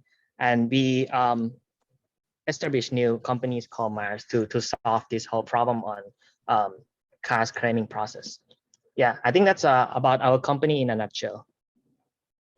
Okay, thank you very much, Mr. Panin. I think now Dr. Supachai can present something about your company to us. Take few more minutes, please. Please turn on your microphone.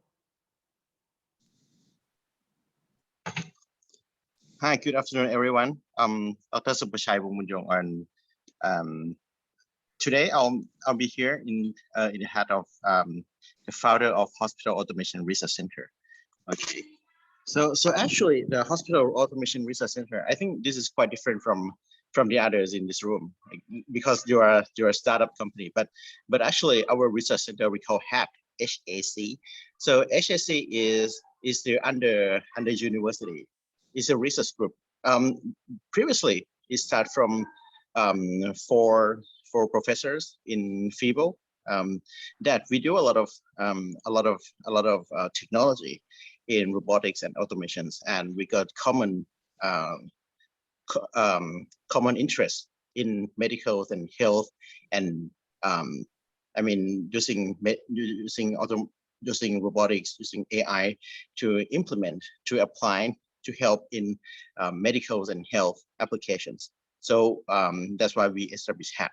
So I think HAC is quite different from the others research group, because the mission of HAC is we try to make sure that all of our inventions, all of our technology will go commercialized. We go commercialized in some way. And as you may know, in Thailand, I think it's not so easy that from research lab or from research in university to spin off and to become the real products. So that's why HAC has been established in order to resolve this problem. So HAC right now we have around 10 researchers in residence, and we normally collaborate with hospitals.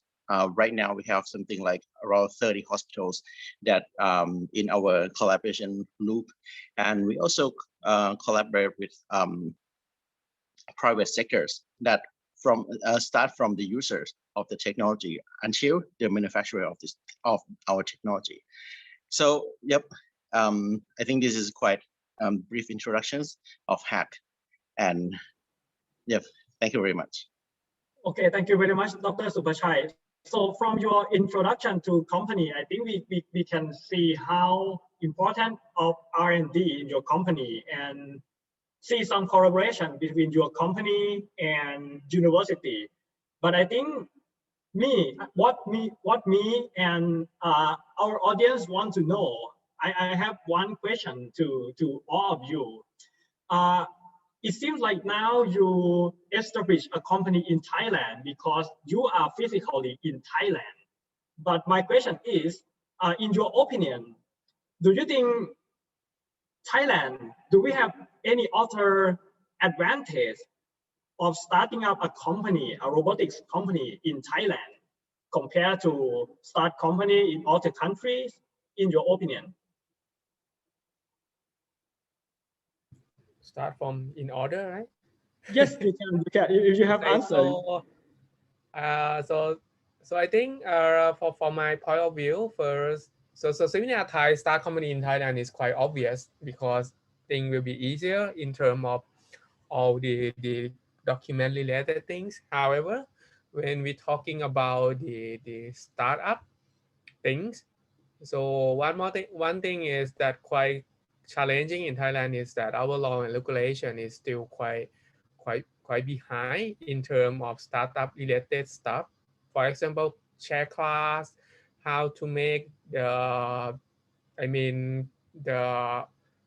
vesting, or even fundraising, or even taxing when investor fail, or when investor have the advantage from the funding, something like that. That is one thing that, however, that is going in a good way.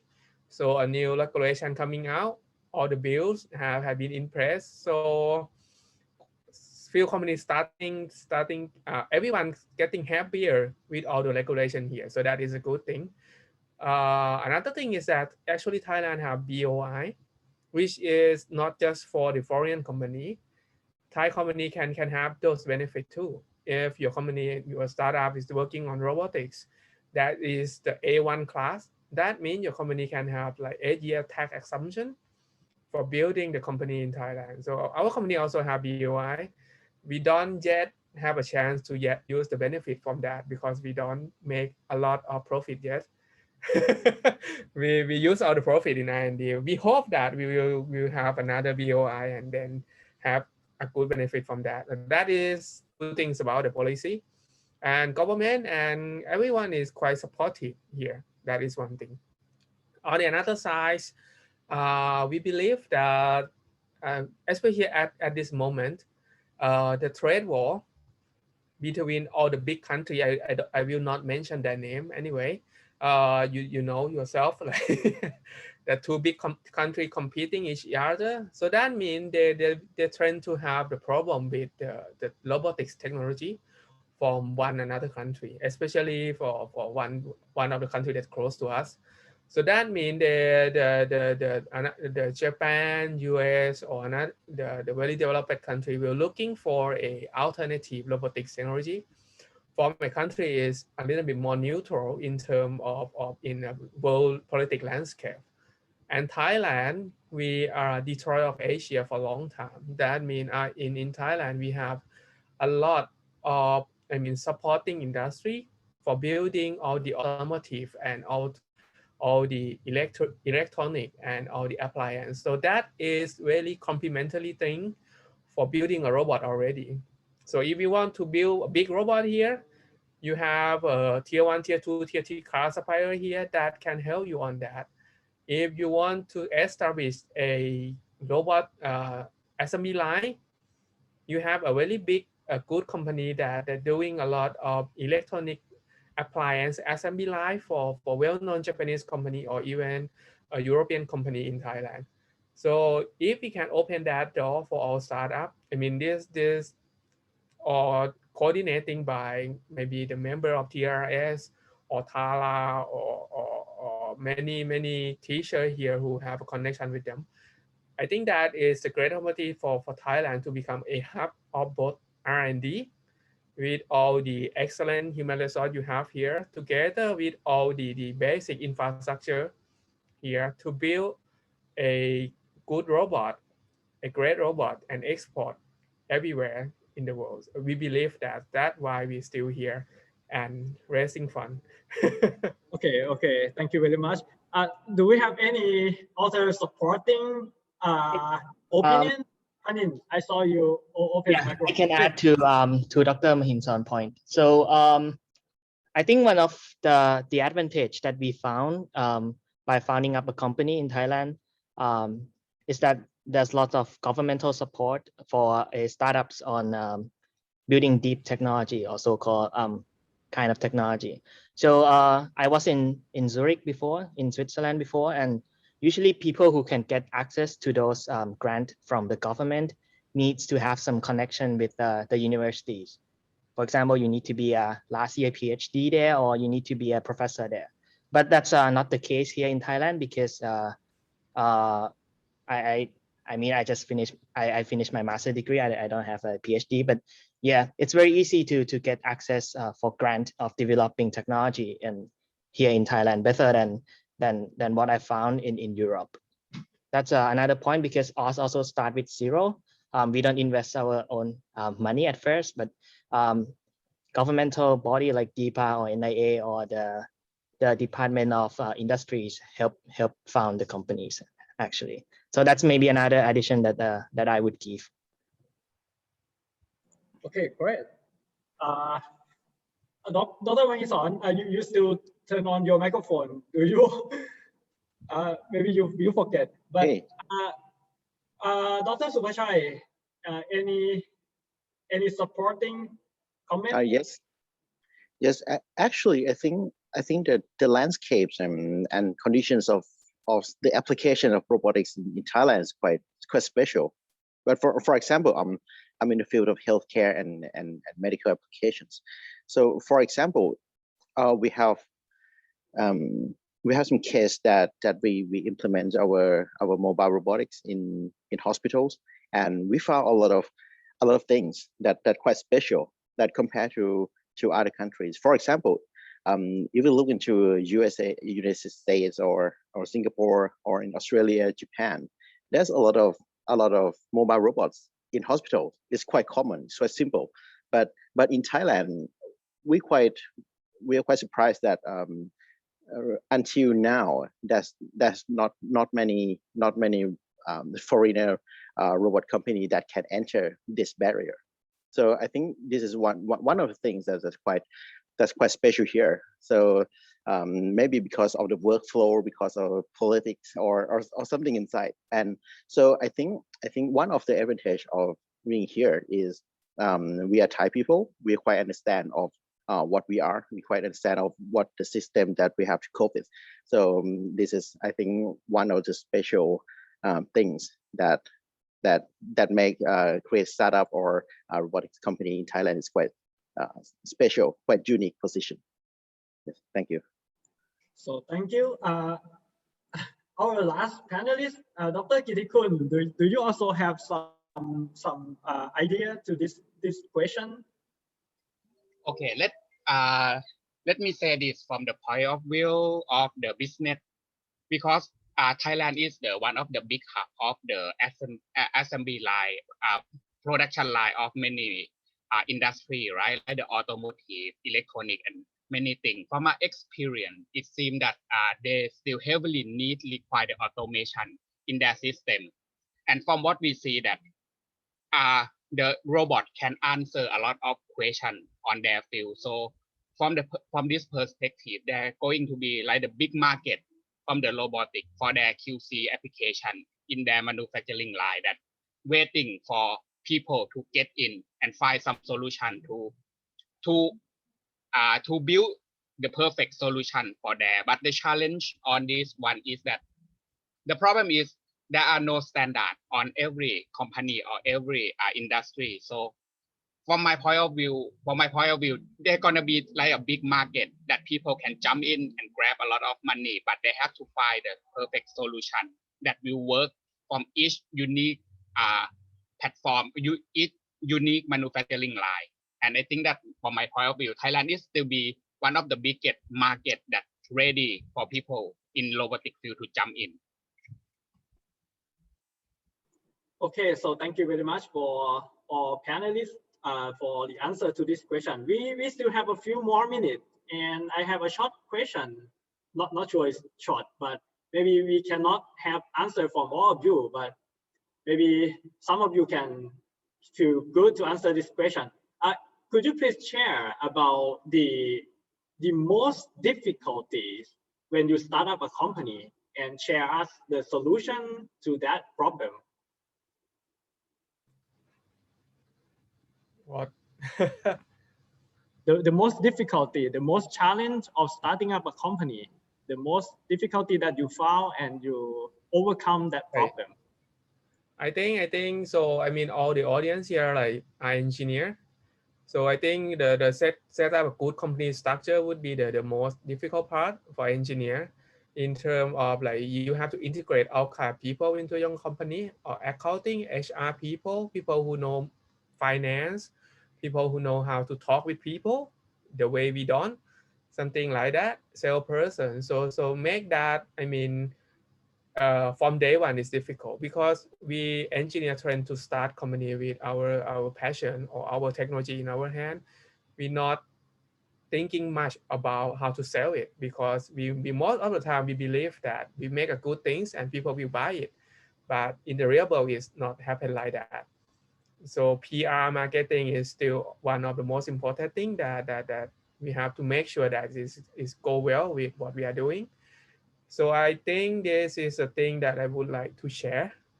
So make a good team from day one is a good thing, and think a lot more about selling things. Your perfect technology will not be able to make money if you cannot, I mean, convince another people to buy your expensive technology, because the day one of your product will be very expensive. Anyway, thank you. Any other point of view from panelists to this question? The most difficult challenge and you can overcome it. Panin, please. Okay, so from us, I think it's to change the customer's behavior, because like in market like Thailand, when technology usually is more expensive than the the wage of the human or the worker in Thailand. So it's a bit challenging because like if you look into Europe, maybe robotics or AI could replace human, and you can have an argument that the value is that it's cheaper, but that's not true in Thailand. So that's one of the challenge that we met here. And like Dr. Minson said, we first really focus on technology first, but we didn't think about the value that our customer will get. So now it's, I would say it's better if, and things get better for us robotics too, when we focus more on the value that the customers is getting from us, not just on a technology point of view.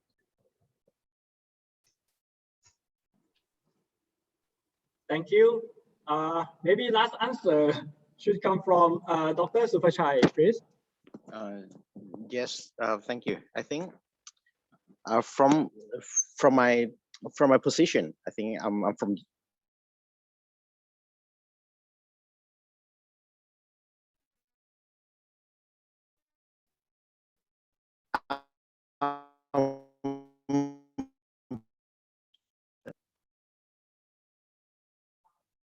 Sorry, can you hear me?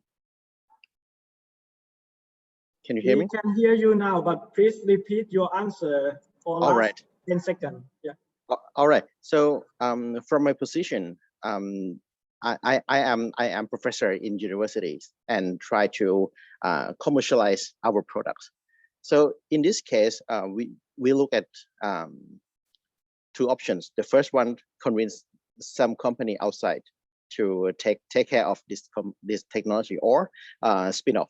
Okay, and actually spinning off from Thai universities, I think there's a lot of regulations that prevent you from doing this. Okay, so I think this is the way that I understand that a lot of government sector try to resolve this problem as well, in order to make sure that the research in universities can translate and transform to the real products in efficient way. Okay, so this is the first answer. Okay, and the second one, I think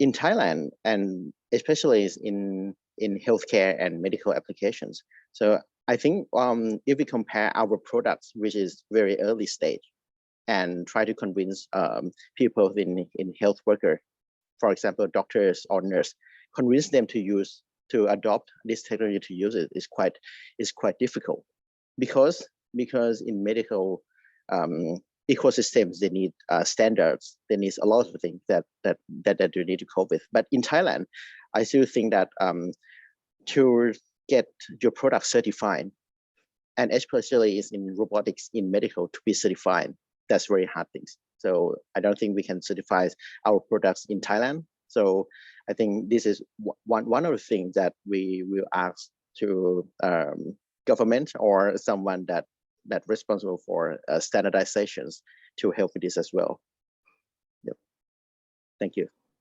Okay, thank you very much, Dr. Supachai. And I think, yeah, we consume all of our time for this panel discussion. And I would like to say thank you to all of our panelists for this section. We have a lot of idea for the robotics startup from your answer. Thank you very much. Thank you. And yeah, finally, we come to the last section of our today workshop, and we got visit by IEEE Technical Committee on Robotic Research for Practicality. So may I introduce Professor Dikai Liu to have a closing remark to us, please? Thank you very much. It's really a very, very interesting and very amazing workshop. And thank you so much, Professor Waitaya and Roland P. and other people for your great effort in organizing this workshop. And I've been really, really enjoying this workshop, particularly from the panel discussions and all the keynote talks. I learned a lot in terms of robotics research in Thailand. and the industry, robot industry in Thailand as well. So which is very, very good. And I'm thinking this workshop is a start of our collaboration. And I really like our collaboration between the TC and with researchers and the robot companies in Thailand. Hopefully we're going to have more and more collaborations in the future. This is really what we hope. And also we like to help just have collaborations in research, training of students, and the mentoring of young robotics researchers as well. And we can organize some exchange or live visits at any time. For example, if you have someone who are interested to visit us and in Australia or in Hong Kong, Professor Kosugi's place, and just start to organize it. And thank you very much again. It's really, really our pleasure to work together with you. Thank you again.